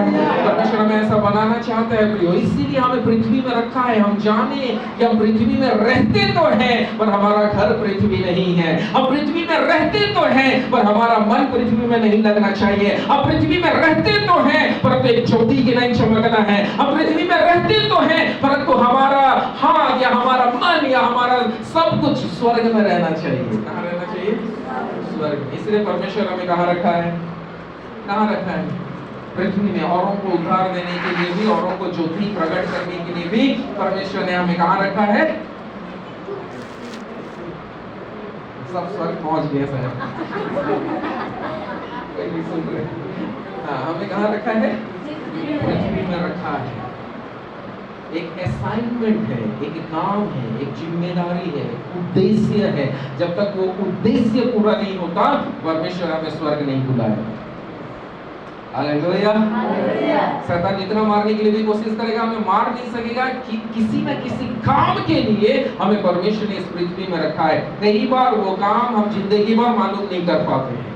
कई बार हमें मालूम ही नहीं रहता है कि हमारा उद्देश्य क्या, आए और यूं ही हम चलेंगे। नहीं नहीं नहीं, आप और मैं बहुत कीमती हैं, खास है। मैं बार बार कहता हूँ, आप और मैं अगर बहुत कीमती हैं, बहुत खास है, तो आप और मेरे लिए परमेश्वर का एक बड़ा उद्देश्य है, और वो हानि की नहीं है पर कुशल की है। और अंत में तुम्हारी आशा पूरी होगी, आशा पक्का पूरा होगा, पर वो उद्देश्य में हमें चलना है। Hallelujah, hallelujah. इतना बड़ा परमेश्वर योजना रख करके हम इस पृथ्वी में रखा है, पाप करने के लिए नहीं रखा है, पापी लोगों को बचाने के लिए, पापी लोगों को सुसमाचार सुनाने के लिए रखा है। तो हम इस पृथ्वी में अभी तेजोमय सुसमाचार को सुन के अपने आप को तैयार करना है और दूसरों को बचाना है। एक उदाहरण वाला जीवन हमें जीना है, एक नमूना का, लोग हमारे जीवन को देख के बोलने पाए कि ये परमेश्वर का सच्चा बेटा और सच्चा बेटी है। हमारा स्वभाव को देख के लोग बोलने पाए कि ये परमेश्वर का सच्चा बेटा है और मैं इससे प्रसन्न हूं, बोल के परमेश्वर बोलने पाए। Hallelujah, hallelujah. ऐसा जीवन जीने के लिए परमेश्वर ने हमें इस पृथ्वी में रखा है। इसीलिए इसीलिए इसीलिए जब यीशु मसीह आएगा तो सबसे पहले हिसाब भी अपना बेटा बेटी से ही लेगा, इस संसार से लेगा। एक बार क्या होगा, एक जवान लड़का जो नहीं खाना चाहिए, संसार का लड़का जो नहीं खाना चाहिए वो खा रहा था, छुप छुप के खा रहा था, पी रहा था, जो छुप छुप के कर रहा था। एक अंकल मिला, कौन मिला? अंकल मिला। वो अंकल देखा और पहचाना, ये तो हमारे पड़ोस वाले उनका बेटा है, और ये ऐसा वाला चीज खा रहा है, पी रहा है जो नहीं खाना चाहिए, नशा, ऐसा कुछ नशा कर रहा है। तो वो क्या किया, वो अंकल बहुत गुस्सा हो गया, और गुस्सा होने के बाद सीधा वो लड़का को उस ग्रुप के बीच में से पकड़ा और किसी गली के कोना में ले जाके उसको डांट रहा है। अरे तेरा मम्मी पापा को बताऊं क्या, ऐसा कर रहा है, ये चीज खा रहा है, ये चीज पी रहा है। तो वो लड़का बोलता है, आपको मेरे को क्या बोल रहे हैं अंकल जी, जाइए ना उधर जाइए, आपका बेटा भी वैसे ही कर रहा है उधर। तो अंकल क्या करेगा, डांटेगा इसको, और डांट रहा था। लेकिन जब उसका बेटा, मतलब वो लड़का ऐसा आंसर दिया कि आपका बेटा भी वो दूसरा गली में जाइए, वो आपका बेटा भी मिलेगा, वो भी ऐसे ही कर रहा है, बोलने से क्या होगा। तो वो अंकल सीधा जाएगा अपना बेटा को देखने के लिए, और सबसे पहले वो दूसरे को डांटने से पहले अपना बेटा को डांटेगा, अपना बेटा को। इसका मतलब परमेश्वर यीशु मसीह जब आएगा, दूसरे को न्याय करने से पहले अपने लोगों को न्याय करेगा, अपने लोगों का। एक वचन पढ़ेंगे क्या, पहला पतरस का किताब, उसका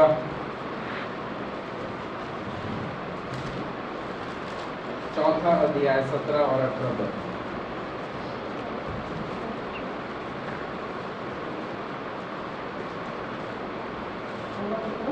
चौथा अध्याय 17-18 पद। क्योंकि वह समय आ पहुंचा है कि पहले परमेश्वर के लोगों का न्याय किया जाए, कि जब कि न्याय का आरंभ हम ही से होगा तो उनका क्या अंत होगा जो परमेश्वर के सुसमाचार को नहीं मानते। और यदि धर्मी व्यक्ति ही कठिनाई से उद्धार पाएगा तो भक्तिहीन और पापी का क्या ठिकाना। धर्मी व्यक्ति कैसे उद्धार पाएगा, क्या लिखा है? कठिनाई से। इतना आसान नहीं है, और ना ही इतना कष्ट है अगर हम यीशु पर विश्वास करते हैं तो। परमेश्वर का वचन कहता है प्रेरितों का किताब में, हमें बड़ी कठिनाई के साथ परमेश्वर के राज्य में प्रवेश करना होगा। बड़ी कठिनाई के साथ परमेश्वर के राज्य में, बड़े कठिनाई के साथ हमारा उद्धार होगा, ये विषय हमें बोल रहा है। इसका मतलब सबसे पहला न्याय परमेश्वर हम लोगों से करेगा, मसीही लोगों से करेगा। क्योंकि यदि परमेश्वर सीधा आता है, यीशु सीधा आएगा, सीधा गैर मसीह लोगों का न्याय करेगा, तो वो लोग बोलेंगे आपका बेटा बेटी लोग भी तो वैसे ही करते हैं, कलीसिया में जाते हैं, अच्छा से आराधना करते हैं, कलीसिया के बाहर में तो क्या क्या करते हैं। परमेश्वर सीधा आके, यीशु मसीह सीधा आके गैर मसीह लोगों को अगर न्याय करता है, गैर मसीह लोगों को अगर बोलता है मैं तुम्हें दंड दूंगा, ये करूंगा, वो करूंगा, और वो लोग तब बोलेंगे अब हम लोग को क्यों बोल रहे हैं, आपका बेटा बेटी तो ऐसे करते हैं, बहुत अच्छा आराधना करते हैं, गिरजा जाते हैं, पर गिरजा के बाद पूरे 6 दिन का जीवन में दोस्तों के साथ, कॉलेज में, स्कूल्स में, छिप के, मोबाइल में, अंधेरा में, किस गली में, जब ऐसा बोलेगा तो परमेश्वर को कैसा लगेगा। इसलिए परमेश्वर, हमारा परमेश्वर बुद्धिमान परमेश्वर, सर्वज्ञानी परमेश्वर, इसलिए वो जानता है कि दूसरों को कुछ बोलने से पहले मुझे अपना बेटा बेटी को बोलना है, अपना बेटा बेटी का मुझे न्याय करना है, अपना बेटा बेटी को मुझे संभालना है। पहले मैं अपना बेटा बेटी को संभाल लूं, उसके बाद मैं दूसरों का न्याय करूंगा। Hallelujah, hallelujah. इसलिए वचन में लिखा सबसे पहले परमेश्वर आएगा और न्याय का शुरुआत हम ही से होगा, विश्वासियों के साथ ही होगा।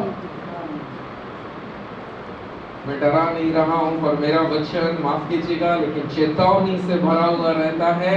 कम से कम ये सारे वचन को सुनने के द्वारा हम सतर्क हो जाएं कि नहीं, परमेश्वर वास्तव में ऐसे करने वाला है, क्योंकि ये सारे वचन के अनुसार है। इसीलिए वचन बार बार हमें ये सिखाता है, जानबूझकर। हम जानते हैं पाप क्या है, पाप क्या है, हमें सिखाने की आवश्यकता नहीं है। कलीसिया के हर विश्वासियों को मालूम है कौन सा रास्ता सही है, कौन सा रास्ता गलत है, एकदम भली भांति मालूम है। पास्टर्स को आके बताने का या अगुओं को आके बताने का जरूरत नहीं है कि ये काम करने से पाप है, इसको थोड़ा सा करना, थोड़ा सा ज्यादा बढ़ जाएगा तो वो पाप हो जाए। नहीं, सब कुछ मालूम है, हमें सब कुछ पाप क्या है भली भांति मालूम है। इसीलिए परमेश्वर सबसे पहले हमें सिखाता है और हमारा न्याय करेगा, विश्वासियों का न्याय करेगा। और परमेश्वर कहता है जानबूझकर हमें गलती नहीं करना है।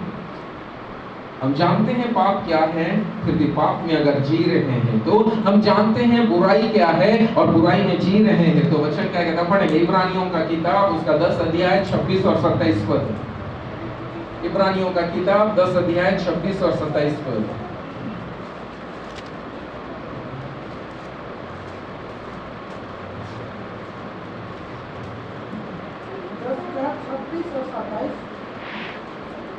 क्योंकि सच्चाई की पहचान प्राप्त करने के बाद यदि हम जानबूझकर पाप करते रहे, सच्चाई का पहचान को प्राप्त करने के बाद यदि हम जानबूझकर पाप करते रहे, तो पापों के लिए फिर कोई बलिदान बाकी नहीं। तो पापों के लिए फिर और कोई बलिदान नहीं, कोई यीशु नहीं आएगा, कोई और उद्धार नहीं मिलेगा। दंड का एक भयानक, परंतु एक चीज जरूर इंतजार कर रहा है, हाँ, दंड का भयानक बाट जो होना और आग का ज्वलन बाकी है, आग का ज्वलन बाकी है, जो विरोधियों को भस्म कर देगा, जो विरोधियों को भस्म कर देगा। हालेलुया। बड़ा शब्द है, लेकिन हमें समझना है जो जानबूझकर पाप करते हैं उनके लिए और कोई बलिदान नहीं है, कोई बलिदान। पवित्र आत्मा अंदर से बोलता है ये गलत है, ये काम नहीं करना है, ऐसा नहीं चलना है। हम भली भांति विश्वासियों को, हम सबको मालूम है क्या गलत है क्या सही है, फिर भी शारीरिक अभिलाषाओं के कारण हम उन कार्यों को थोड़ा सा आनंद के लिए, थोड़ा सा खुशी के लिए, या संसार का थोड़ा सा आनंद उठाने के लिए जब हम ये कदम को कर रहे हैं तो परमेश्वर समय चेतावनी दे रहा है, जानबूझकर अगर हम पाप करते हैं तो हमारे लिए और कोई बलिदान नहीं है, बल्कि इंतजार है तो एक आग जलने का और उस दंड का, जो हमें भस्म कर देगा अगर हम जानबूझ के पाप। इसीलिए प्रयोग कलीसिया में तेजो में सुसमाचार वो दूसरा तुरही, अंतिम तुरही इसीलिए सुनाया जाता है कि अपने आप को तैयार करना है यीशु के दूसरा आगमन के लिए, और अपने आप को सुसज्जित पवित्र आत्मा से, पवित्र आत्मा के फलों से अपने आप को सुसज्जित करना है, ताकि हम यीशु को आमना सामना कर सकें। हम लज्जित होने ना पाए, परंतु यीशु का आमना सामना कर पाए। जब यीशु आएगा तो वो न्याय करेगा। कैसे न्याय करेगा आपको मालूम है? कैसे न्याय करेगा? एक न्याय में आपको बताऊं, ये न्याय हर न्याय दंड के लिए नहीं है। हर मसीह लोगों का जो न्याय होगा, मैं समझता हूँ वो दंड के लिए नहीं है। वो पर यीशु जब न्याय करेगा मुकुट देने के लिए होगा, और यीशु जब न्याय करेगा एक कुछ न्याय ऐसा होता है छानने वाला न्याय। जैसे आर्मी में अगर सिलेक्शन के लिए गए हैं, रनिंग रेस में दौड़ रहे हैं, कोई अगर फेल हो गया तो वो क्या होता है, उसका सिलेक्शन कट जाता है। वो नहीं दौड़ पाया तो उसको हटा दिया, तो उसका न्याय हुआ। न्याय क्या हुआ? जो जीता, जो पास हुआ उसको एक तरफ रखा गया, जो पास नहीं हुआ उसको निकल गया, वो कट गया, वो और आगे नहीं जा सकेगा। वैसा ही जब यीशु मसीह बादलों में आएगा तो सबसे पहले मसीही लोगों का न्याय करेगा, और मसीही लोगों का न्याय इसको इंग्लिश में होता है इवैल्यूएशन, मतलब यीशु मसीह आके छांटेगा, या यीशु मसीह आके, हम बार ऐसा वचन पढ़ते हैं, परमेश्वर के हाथ में सूफ है, क्या है वो फटकेगा। अच्छा दाना वाला को क्या करेगा यीशु? अपने खत्ते में पढ़े हैं, नहीं पढ़े पक्का? हाँ पढ़े हैं तो ठीक है। अपने खत्ते में क्या करेगा? जमा करेगा अच्छा दाना, और जो भूसी वाला है क्या करेगा? आग में चला देगा। इसका मतलब यीशु भटकेगा। वो न्याय है। एक वचन हम पढ़ेंगे क्या? लूका रचित सुसमाचार, और थोड़ा सा उसके बाद में हम प्रार्थना की ओर जाएंगे। लूका 17 अध्याय 34, 35 और 36 पद, 34, 35, 36, 17, लूक 17, 34, 35, 36। 17 अध्याय 36, 37 और 17, 34, 35, 36, 36। मैं तुमसे कहता हूँ, हाँ। उस रात दो मनुष्य एक खाट पर होंगे, एक ले लिया जाएगा और दूसरा छोड़ दिया जाएगा। हाँ, एक ले लिया जाएगा और दूसरा छोड़ दिया जाएगा। दो स्त्रियां एक साथ चक्की पीसती होगी, एक ले ली जाएगी और दूसरी छोड़ दी जाएगी। दो जन खेत में होंगे, एक ले लिया जाएगा और दूसरा छोड़ दिया जाएगा। छोड़ दिया जाएगा। इसका मतलब ये एक छांटने वाला न्याय है। ये न्याय छांटने वाला न्याय है। ये न्याय जब यीशु आएगा तो एक न्याय होगा ले जाने के लिए। किसको लेके जाए, किसको लेके ना जाए। हालेलुया। प्रिय, यीशु का दूसरा आगमन बहुत नजदीक है। बाइबल में लिखा है यीशु द्वार पर खड़ा है। कहाँ खड़ा है? द्वार पर। इसका मतलब अभी तक द्वार खुला हुआ है। द्वार खुला हुआ है। बाइबल में लिखा है, प्रकाशित वाक्य 4 का 1 पद में लिखा है, परमेश्वर ने यूहन्ना से कहा यहाँ ऊपर आ जा। वो रैप्चर को या फिर उठा लिए जाने को दर्शाता है। यीशु आने वाला है और यीशु अंतिम दूधी जैसा फूंका जाएगा वैसा ही परमेश्वर के लोग उठा लिए जाएंगे। पर कौन उठा लिया जाएगा? बाइबल में लिखा है 2 जन सो रहे होंगे, एक उठा लिया जाएगा और एक मतलब छोड़ने वाले लोग हैं, छूटने वाले लोग हैं।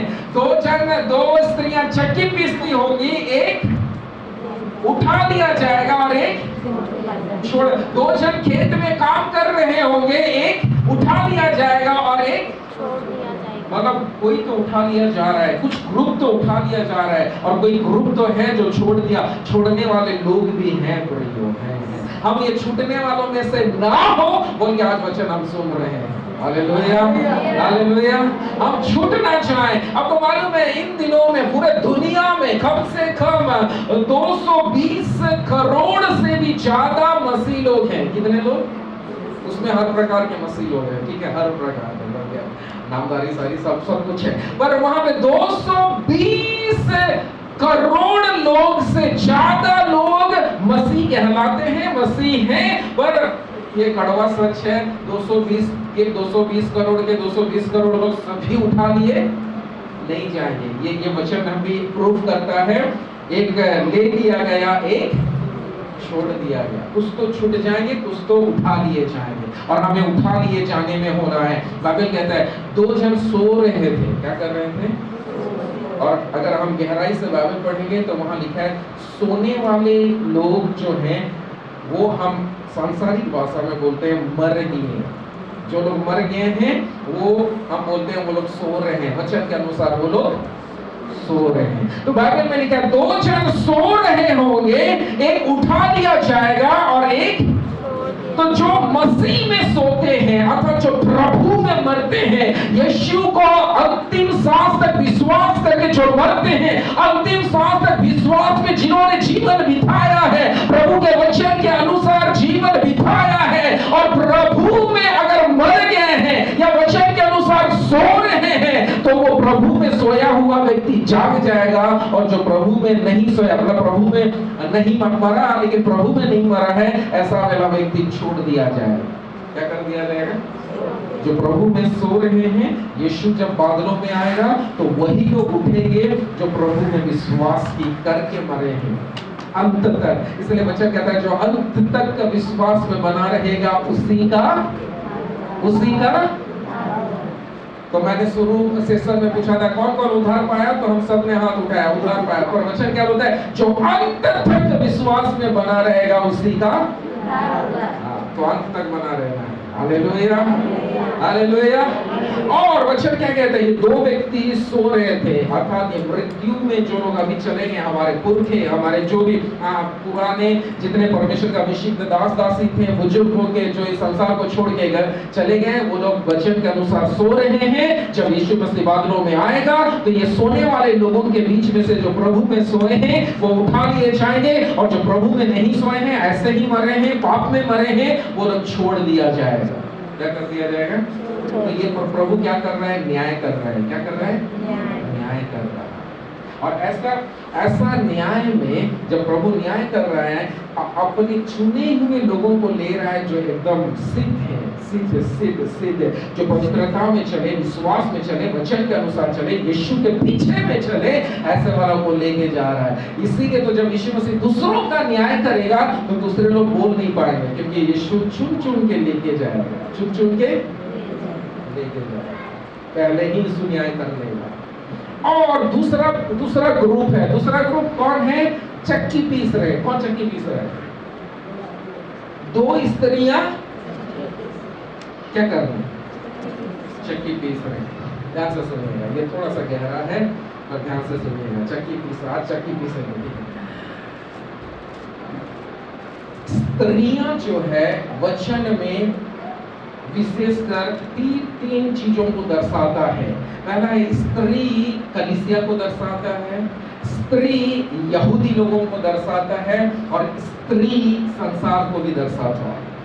ठीक है, बाइबल में स्त्री इन 3 बातों को दर्शाता है। आत्मिक अर्थ है।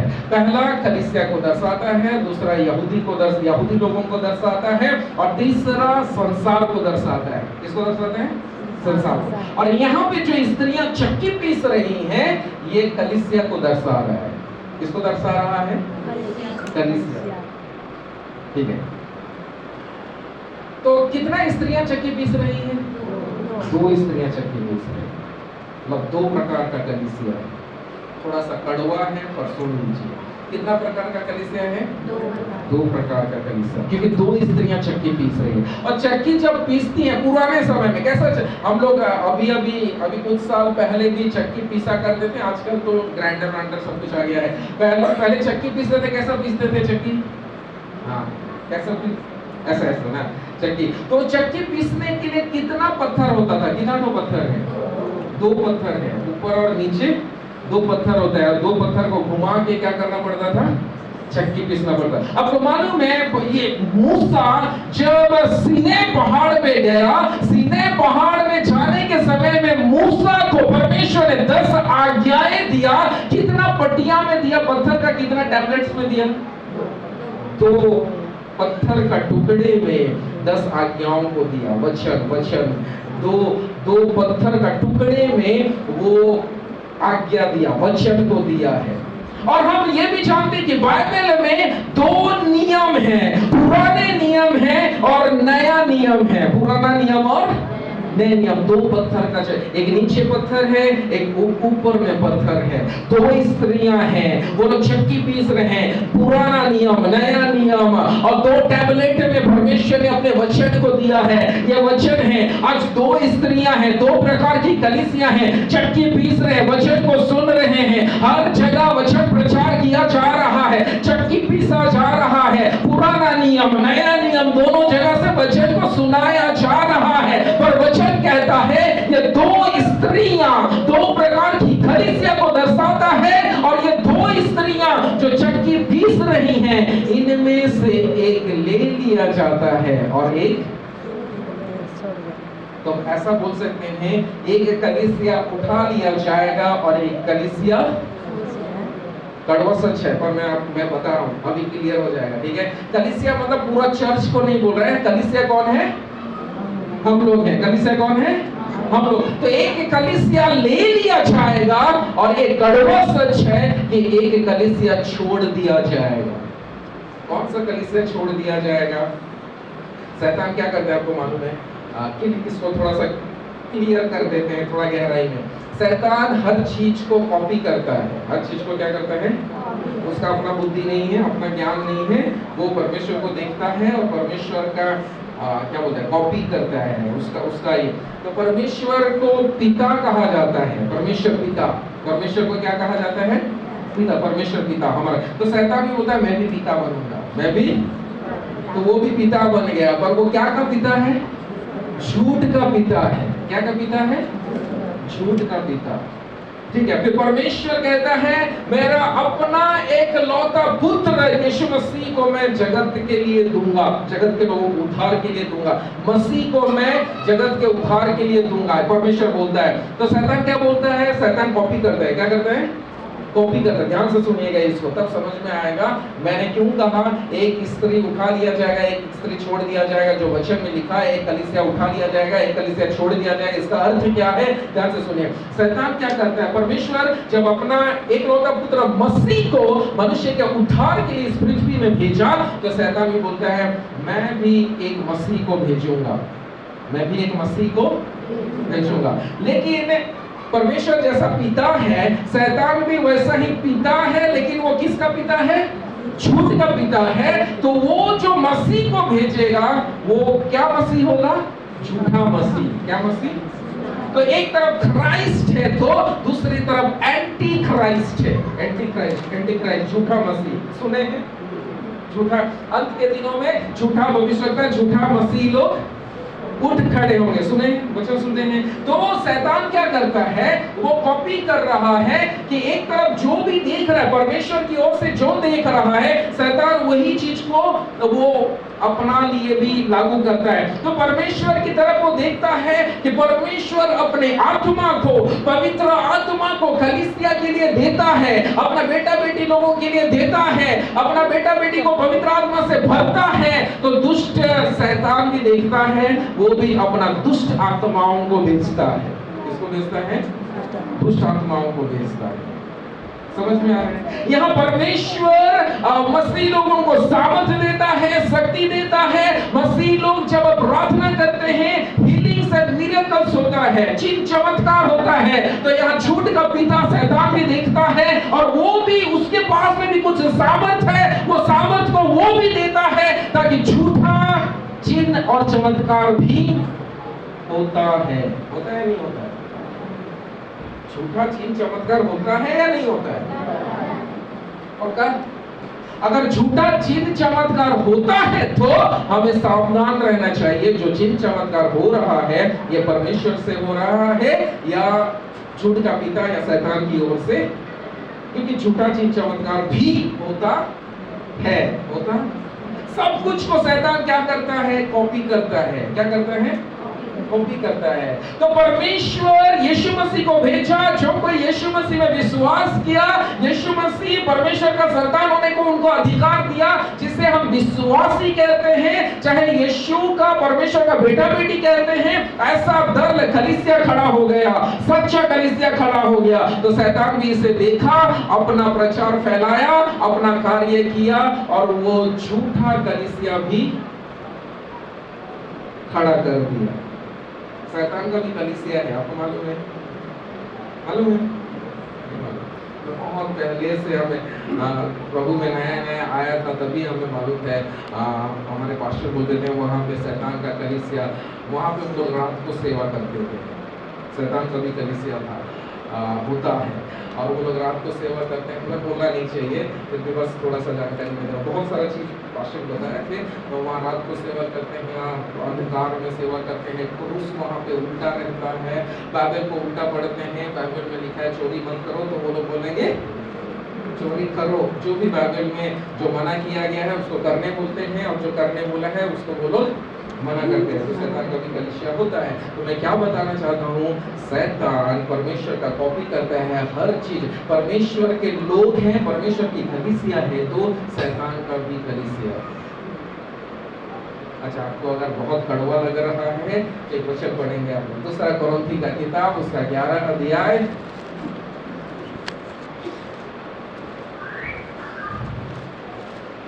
चार पद भी पढ़ लीजिएगा।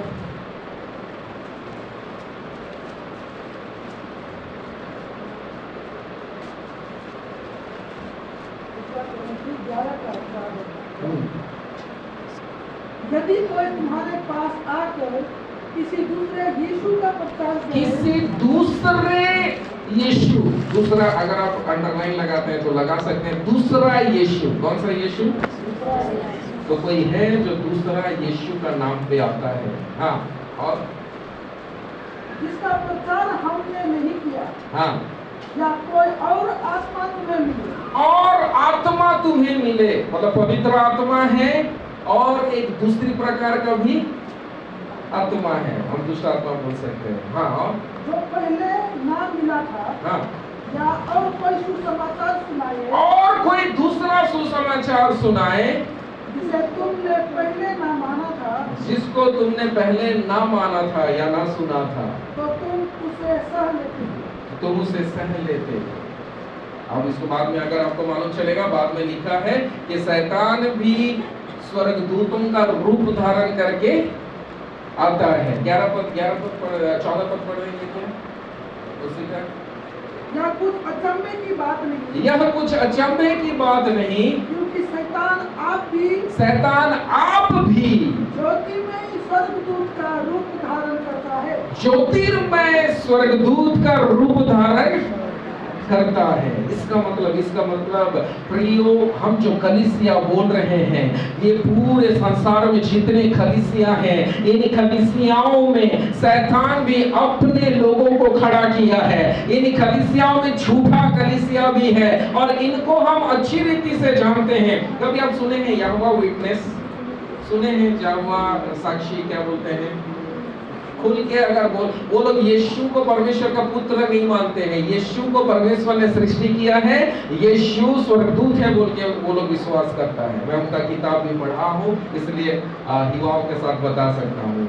वो लोग बोलते हैं क्रूस में यीशु मरा नहीं है, सीधा लकड़ी में यीशु मरा है। वो फोटो भी वो लोग बना के दिया, यीशु का वो हाथ ऐसा सीधा ऊपर से ऊपर, दोनों हाथ ऐसा करके वो क्रूस में ऐसा करके वो लोग फोटो बनाए। बहुत सारा झूठा शिक्षा इन दिनों में चल रहा है। हम अंतिम दिनों में जीते हैं, हमें तेजों में सुसमाचार चाहिए। हम असली नोट को पहचानने वाला होना चाहिए, ताकि जो नकली नोट आएगा तो हम अच्छी रीति से उसको पहचान सके। कम से कम असली नोट क्या है हमें उसको जानना है। उस रीति से हमें असली वास्तविक वचन को जानना है, ताकि झूठा शिक्षा आए तो हम खड़ा रह सके। तो झूठा कलीसिया इन दिनों में उठ खड़ा हुआ है।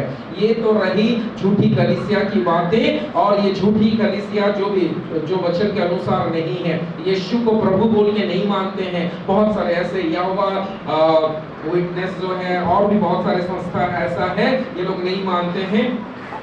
तो यीशु जब आएगा दूसरे आगमन में, ये दो चक्की पीस रहे हैं, दो कलीसिया है। पुराना नियम नया नियम दोनों को वो लोग पढ़ रहे हैं, परंतु यीशु को विश्वास नहीं कर रहे हैं। तो एक कलीसिया उठा लिया जाएगा और एक कलीसिया छोड़ दिया जाएगा। और इससे भी और थोड़ा गहराई में दुख की बात यह है कि वास्तविक कलीसिया में भी जो सच में यीशु को मानता है वही जाएगा, और वास्तविक कलीसिया से भी जो नाम के लिए विश्वास करता है वो रह जाएगा। Hallelujah, hallelujah. समझ में आ रहा है? जो मरे दो लोग सो रहे थे, एक उठा लिया गया, एक छोड़ दिया गया। दो स्त्रियां चक्की पीस रही हैं, एक उठा लिया गया, एक छोड़ दिया गया। तीसरा क्या था? दो जन खेत में काम कर रहे हैं, एक उठा लिया गया, एक खेत में काम करने वाले कौन है? और बहुत अद्भुत बात देखिए, यहाँ पे एक साइंस भी है। एक ही टाइम में दो जन सो भी रहे हैं, दो जन खेत में काम कर रहे हैं। संभव है? दिन है ना रात है? सो रहे, दिन में सो रहे ना रात में सो रहे? रात में सो रहे हैं। फिर ये लोग जो खेत में काम कर रहे हैं, दिन में कर रहे हैं ना रात में कर रहे हैं? दिन में। तो ये जो घटना हो रहा है वो दिन में हो रहा है ना रात में हो रहा है?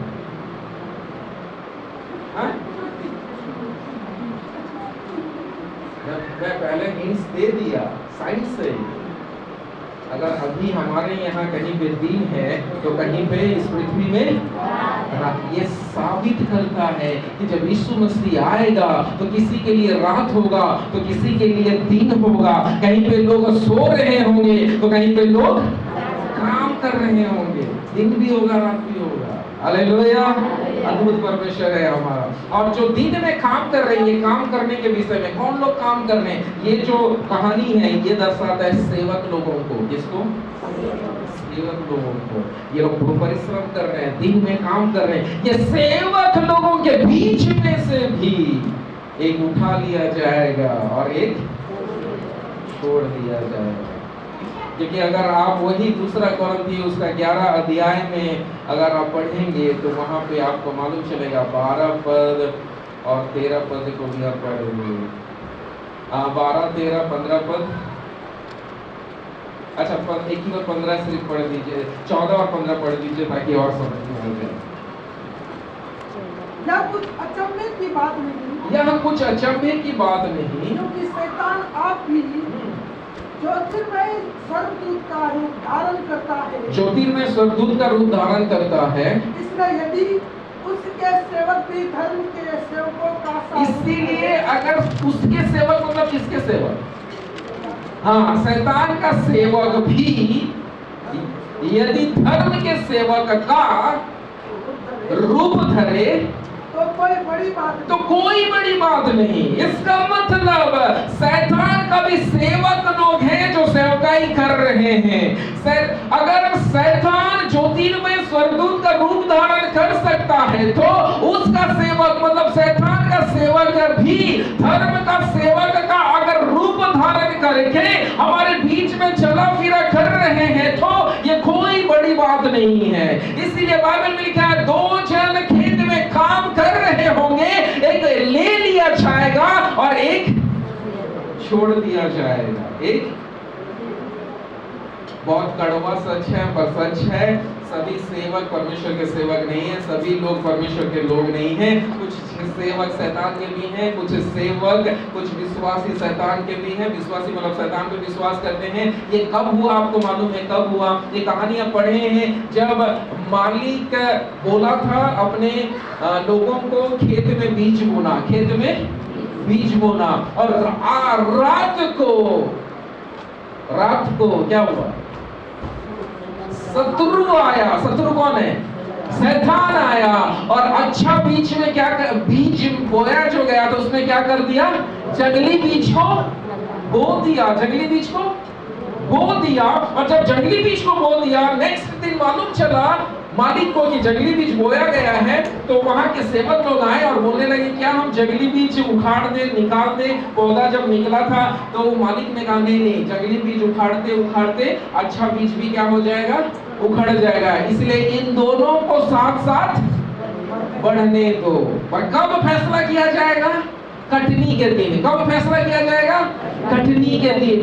कटनी के दिन परमेश्वर या मालिक स्वर्गदूतों को आज्ञा देगा, जो जंगली बीज है वो अलग किया जाएगा। तो अभी सभी लोग बढ़ रहे हैं। 220 करोड़ मसीह लोग पूरा विश्व भर में हैं। सब के सब उठा लिए नहीं जाएंगे, कड़वी सच है। एक उठा लिया जाएगा, एक छोड़ दिया जाएगा। इसीलिए प्रियो, हमें किसी न किसी रीति से उठा लिए जाने वाले भाग में रहना है। हमें इस भाग से दूसरे भाग में किसी भी रीति से जाना नहीं है। हमें इस उठा लिए जाने में जैसे भी करके प्रवेश करना है, क्योंकि परमेश्वर अंत में देखेगा कौन मेरा काम कर रहा है। एक वचन पढ़ेंगे क्या? मलाकी का किताब उसका 3 अध्याय 17-18 पद और 5-10 मिनट उसके बाद प्रार्थना करेंगे, ज्यादा नहीं, 5-10 मिनट।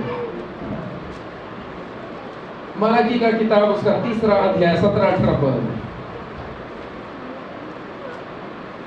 मलाकी 3:17-18 सेनाओं का यहोवा यह कहता है, जो दिन मैंने ठहराया है, जो दिन मैंने ठहराया, कटनी का दिन, प्रभु का दिन। एक समय आएगा प्रभु का समय। अभी जो समय चल रहा है ये मनुष्यों का समय है। प्रभु कुछ नहीं करता है। चोरी करने वाला चोरी कर रहा है, व्यभिचार करने वाला व्यभिचार कर रहा है, गलत मार्ग में जाने वाला गलत मार्ग में जा रहा है। प्रभु कुछ नहीं कर रहा है, क्योंकि ये मनुष्य का समय है। पर एक दिन ऐसा समय आएगा जिसे प्रभु का दिन कहा गया है, वो प्रभु का समय होगा। उस दिन किसी का नहीं चलेगा, सिर्फ प्रभु का चलेगा। हालेलुया। हाँ, आगे। उस दिन वे लोग मेरे नीच भाग ठहरेंगे। हाँ। और मैं उनसे ऐसी कोमलता करूंगा जैसी कोई अपने सेवा करने वाले पुत्र से करे। हाँ। तब तुम फिर कर धर्मी और दुष्ट का भेद अर्थात जो कोई परमेश्वर की सेवा करता है और जो उसकी सेवा नहीं करता है, उन दोनों का भेद पहचान सकोगे। कौन परमेश्वर का सेवा करता है, कौन परमेश्वर का सेवा नहीं करता है, उन दोनों का भेद अंत के समय में, कटनी के समय में प्रकट हो जाएगा। हालेलुया। एक कड़वी सच मैं आज प्रकट कर रहा हूँ। मालूम नहीं कभी आप सुने थे नहीं सुने थे वचन से, पर मैं आपको बताना चाहूँ, सच्चा विश्वासी, झूठा विश्वासी, सच्चा परमेश्वर का दास, झूठा परमेश्वर, सब कुछ अंत में प्रकट हो जाएगा। सब कुछ अंत में प्रकट। मैं चाहता हूँ हम सब उठा लिए जाने वाला परिस्थिति में रहना है। क्यों उठा लिए जाने? अगर छूट गए तो क्या होगा? छूट गए तो क्या होगा? बाय चांस विश्वास में थोड़ा बहुत 19-20 हो गया और किसी न किसी रीति से छूट गए तो क्या होगा? वचन कहता है अगर छूट गए तो विपत्ति का समय आएगा। किसका समय? विपत्ति। सब कुछ बाइबल में सब कुछ पहले से जो छूट जाएगा उसे भी मौका तो दिया जाएगा, लेकिन गला उड़ने के बाद, गला उड़ाएगा तो वो जा सकेगा, ऐसा परिस्थिति आ जाएगा। इसका मतलब अगर यीशु आने के बाद कलीसिया को यीशु उठा लेगा, कलीसिया को यीशु क्या करेगा? और कलीसिया को यीशु अगर उठा लिया तो जीते जी नरक का फाटक खुल जाएगा, और नरक जहां भी है वो नरक पृथ्वी में आ जाएगा। समझ में आ रहा है? अभी भी नरक आना चाहता है इस पृथ्वी में, पर आ नहीं सकता है। क्यों आ नहीं सकता है? क्यों नरक अभी पृथ्वी में नहीं आ सकता है?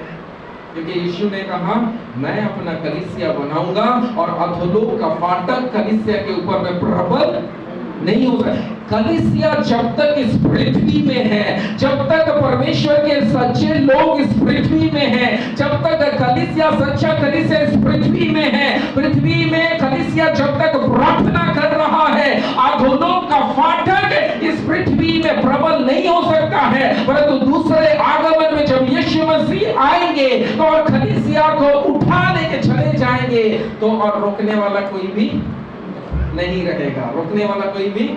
इसीलिए प्रकाशित वाक्य 9:2 में लिखा है, अधोलोक का फाटक खुल जाएगा और अधोलोक से दुष्ट आत्माएं, पीड़ा देने वाली आत्माएं, अंधकार की शक्तियां इस पृथ्वी में आ जाएगा। हम ऐसा बोल सकते हैं, जीते जी नर्क का समय होगा, जीते जी विपत्ति का समय है। कहाँ मर्डर, कहाँ क्या, सब कुछ खुलेआम। वो शैतान, उस समय शैतान इस पृथ्वी में रूल करेगा, राज्य करेगा। जो छूट जाएगा उसके बारे में जानकारी के लिए बता रहा हूँ, वैसा हम लोग छूटेंगे नहीं अगर विश्वास में बने हैं तो। हालेलुया। पर केवल जानकारी के लिए, जो छूट जाएगा उनके साथ ऐसा होगा। वो शैतान पूरी रीति से पृथ्वी में वो कार्य करना आरंभ हो जाएगा। ऐसा इसको पीड़ा का समय कहा जाता है। कौन सा समय? इंग्लिश में बोलते हैं ट्रिब्यूलेशन, बोलते हैं। ट्रिब्यूलेशन मतलब बहुत कठिन पीड़ा। आज तक पृथ्वी ऐसा पीड़ा कभी देखा नहीं है, कभी पृथ्वी में ऐसा पीड़ा हुआ नहीं है। और वो पीड़ा का समय को भी यीशु ने घटा दिया है, नहीं तो कोई नहीं बचता। वो पीड़ा कभी पृथ्वी में नहीं आया। ऐसा पीड़ा अर्थात जीते जी नरक इस पृथ्वी में आ जाएगा। ऐसा घटना होगा जो छूट जाएगा। इसलिए ये मेरा प्रार्थना है, ये निवेदन है, हमारे आत्मिक जीवन में सीरियस होके, यीशु का आना बहुत नजदीक है, अपने आप को सतर्क आत्मिकता में बना के रखना है। किसी रीति से हमें छूटना नहीं है, किसी रीति से हमें छूटना नहीं है। हालेलुया। तो हमें क्या करना है? तैयारी करना है। तेजो में सुसमाचार को सुन के, ग्लोरियस गॉस्पेल को सुन के अपने आप को तैयार करना है। संसार में मन नहीं, जंगल में, मरुभूमि में मन नहीं लगाना है, पर अपने आप को तैयार करना है। और वचन कहता है अंत में, प्रकाशित वाक्य 22 अध्याय में परमेश्वर कहता है, जो पवित्र है वो पवित्र, हाँ पवित्र बना रहे। जो पवित्र है वो पवित्र बना रहे, और पवित्रता, जो धार्मिक है वो धार्मिकता में और बना रहे। और अंत में मुझे ऐसा लगता है, जो पाप कर रहा है, वहां पे लिखा है पाप नहीं, पढ़ दीजिए। आप नहीं बोल रहे, आप बोलते रहते तो मैं नहीं बोलता। अब पढ़ दीजिए जल्दी से, प्रकाशित वाक्य 22 अध्याय 11 पद। प्रकाशित 22:11। जो अन्याय करता है, जो अन्याय करता है वो अन्याय ही करता रहे। अरे परमेश्वर का वचन ऐसा सिखा रहा है, जो अन्याय करते हैं वो अन्याय ही करता है। ऐसा लिखा है क्या? नहीं नहीं, अन्याय नहीं करता रहे ऐसा लिखा रहेगा। अन्याय ही करता रहे। आपका बाइबल में ऐसा लिखा है, अन्याय ही करता रहे, ऐसा है? पढ़िए पढ़िए क्या लिखा है? वचन ऐसा सिखा रहा है, जो अन्याय कर रहा है वो सबका में वैसे लिखा है, प्रिंटिंग मिस्टेक नहीं है। और क्या लिखा है नीचे? अब जो मलिन है वह मलिन बना रहे। मलिन मतलब मैला, और कितना मैला है मैं खुल के नहीं बताऊंगा, लेकिन मैला। जो मलिन है वो मलिन बना रहे, मलिन मैला बना रहे, मैला। अच्छा, जो भी मैला है वो मैला बना रहे। हाँ, इसके बाद और जो धर्मी है वह धर्मी बना रहे। तो वचन सिखा रहे, जो अन्याय कर रहे हैं वो अन्याय करता रहे, जो मलिन है वो मलिन। क्यों ऐसा बोल रहे हैं आपको मालूम है? उत्पत्ति से परमेश्वर समझाते समझाते समझाते समझाते समझाते समझाते, जब नहीं समझ रहे नहीं समझ रहे नहीं समझ रहे नहीं समझ रहे नहीं समझ रहे, तो प्रकाशित वाक्य के आखिरी अध्याय के आखिरी अंश में परमेश्वर बोल रहे, ठीक है, अगर तू नहीं समझ रहा है, मैं उत्पत्ति से समझाते आ रहा हूं, नहीं समझ रहा है, अन्याय अगर कर रहा है तो अन्याय है करते रहो, मलिन है तो मलिन में बना रहे, पर जो पवित्र है वो पवित्र बनते जाए, तो धार्मिक है वो धार्मिक में बना रहे, क्योंकि मैं शीघ्र न्याय करने के लिए आने वाला हूँ। Hallelujah, hallelujah. समझाते समझाते समझाते, जब माँ बाप समझा के नहीं सकते हैं तो क्या करते हैं? छोड़ देते हैं। क्या करते हैं? पीट पीट के भी नहीं समझा तो क्या करते हैं? तो परमेश्वर डांटा, दंड दिया, समझाया नहीं। लास्ट में परमेश्वर बोलता है अन्याय कर रहा है, ठीक है अन्याय करते रहे, मलिन है मलिन में रहे, पर जो धर्मी है वो और धर्मी बनते रहे, जो पवित्र है वो और पवित्र बना रहे, क्योंकि मैं शीघ्र आ रहा हूँ न्याय करने के लिए। हालेलुया। इसका अर्थ ये है प्रियो कि हमें परमेश्वर सिखा रहा है अंत के समय बहुत बहुत कठिन है, तो अपने आप को हमें तैयार कर लेना है, अपने आप को तैयार कर लेना है। पवित्र रहने वाला व्यक्ति और पवित्रता को खोजना है, धार्मिक रहने वाला और धार्मिक, हमें पवित्रता और धार्मिकता में रहना है कि ये आगमन, जब यीशु का दूसरा आगमन है, हम वो पलक झपकते होगा, मैंने कहा 1 सेकंड में 3 बार पलक झपकता है, वैसा होगा एकदम 1 सेकंड में परमेश्वर के लोग उठा लिए जाएंगे। उस दिन अद्भुत घटनाएं होगा, एक्सीडेंट होगा, बहुत कुछ होगा। जो लोग रह जाएंगे शायद वो लोग बोलेंगे, न्यूज वाले बोलेंगे एलियन आया, एलियन आके और वर्ल्ड से बहुत सारे लोगों को गायब कर दिया, ये हुआ वो हुआ, बहुत कुछ र्यूमर्स, बहुत सारा बातें फैलेगा। जो लोग रह जाएंगे, बहुत सारा दुर्घटना, ट्रेन एक्सीडेंट होगा, फ्लाइट, बहुत कुछ होगा। ऐसा यीशु का आने का दिन में होगा और ये पलक झपकते होगा और हम मसीह लोगों के लिए हम बाट जोहते रहना है कि हम इस उठा लिए जाने में छूट ना जाए, उठा लिए जाने में छूट ना जाए। Hallelujah, hallelujah. 3 प्रकार का सेवकाई कलीसिया में चल रहा है। इसको बोल के मैं अंत करूंगा। हम मिलकर प्रार्थना करेंगे कि हम किसी रीति से छूट ना जाएं। हमारे एक एक पापों का अंगीकार हम प्रभु के सामने, कोई छोटी बात भी अगर हमारे मन में है जिसे हम अंगीकार नहीं किए हैं, हम प्रभु के सामने अंगीकार करेंगे, हम क्षमा मांगेंगे, अपने आप को तैयार करेंगे, तेजों में सुसमाचार अंतिम तुरही के लिए अपने आप को तैयार करेंगे। हम किसी रीति से छूट ना जाए प्रियो। हमें यीशु का बाट जोहना है। परमेश्वर का वचन कहता है जो यीशु का बाट जोहने को प्रिय चाहते हैं वे छूटेंगे नहीं। हमें प्रिय जानना है, यीशु का बाट जोहना है। 3 प्रकार का सेवकाई चल रहा है इन दिनों में। पढ़ेंगे ये वचन को, उसके बाद हम प्रार्थना करेंगे। पहला कुरिन्थी का किताब, उसका 14 अध्याय 7 और 8 पद। पहला कुरिन्थी 14 अध्याय 7 और 8 पद।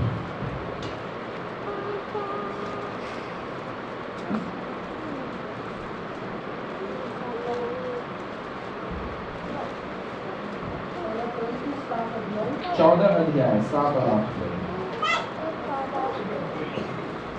14 अध्याय 7 और 8 पद। हाँ। इसी प्रकार यदि निर्जीव वस्तुएं भी जिनसे ध्वनि निकलती है, जिनसे ध्वनि निकलती है, जैसे बांसुरी या बीन, बांसुरी और बीन, बांसुरी वाला सेवकाई चल रहा है, बीना वाला सेवकाई चल रहा है। यदि उनके स्वरों में भेद ना हो, यदि उनके स्वरों में भेद ना हो, तो जो फूका या बजाया जाता है, जो फूका या बजाया जाता है, वह कैसे पहचाना वह जाएगा? कैसा पहचाना जाए? और यदि तुरही का शब्द, और यदि तुरही का शब्द साफ ना हो, साफ ना हो, तो कौन लड़ाई के लिए तैयारी करेगा? कौन लड़ाई के लिए? तुरही का शब्द यदि साफ ना हो तो कौन लड़ाई के लिए तैयारी करेगा? प्रियो, बांसुरी वाला सेवकाई चल रहा है। बांसुरी का सेवकाई क्या है? ये विलाप वाला सेवकाई है। ये विलाप वाला सेवकाई क्या है? जब किसी को हम सुसमाचार सुनाते हैं, वो यदि पवित्र आत्मा उसके हृदय को छूता है तो वो मन फिराता है, वो रोता है, वो यीशु को ग्रहण करता है और वो उद्धार पाता है। तो ये बांसुरी वाला सेवकाई है, ये विलाप वाला सेवकाई है। हालेलुया। विलाप के समय में बांसुरी बजाया जाता है। हम सुसमाचार जब सुनाते हैं, लोगों का हृदय टूटता है और लोग यीशु को विश्वास करते हैं, अपने पापों को छोड़ देते हैं, वे विलाप करते हुए, रोते हुए यीशु को अपने जीवन में उद्धारकर्ता के रूप में ग्रहण करते हैं। बीना वाला सेवकाई चल रहा है। बीना वाला सेवकाई चिन्ह और चमत्कार वाला सेवकाई है। जहां देखो चिन्ह चमत्कार हो रहा है कलीसियाओं में, बहुत सारे चिन्ह और चमत्कार का कार्य पवित्र आत्मा प्रकट कर रहा है। चिन्ह और चमत्कार का सेवकाई इन दिनों में हम देखते हैं। पर तीसरा प्रकार का सेवकाई है तुरही का सेवकाई। ये तुरही का सेवकाई है कलीसिया को दुल्हन के समान तैयार करने का सेवकाई। Hallelujah, hallelujah. ये सेवकाई बहुत कम चल रहा है, पर ये सेवकाई को हमें करना है। कलीसिया को दुल्हन यीशु का दुल्हन के समान तैयार करने वाला सेवकाई इन दिनों में हमें करना है। अंतिम समय में हम जी रहे हैं प्रियो, इस अंतिम समय में हमें एक दुल्हन की तरह तैयार होने वाला सेवकाई या तैयार होने के लिए अपने आप को हमें तैयार रखना है। हम सब खड़े हो जाएंगे इस समय में, अपने आंखों को बंद करेंगे, हम परमेश्वर से इस समय प्रार्थना करेंगे। हमने वचन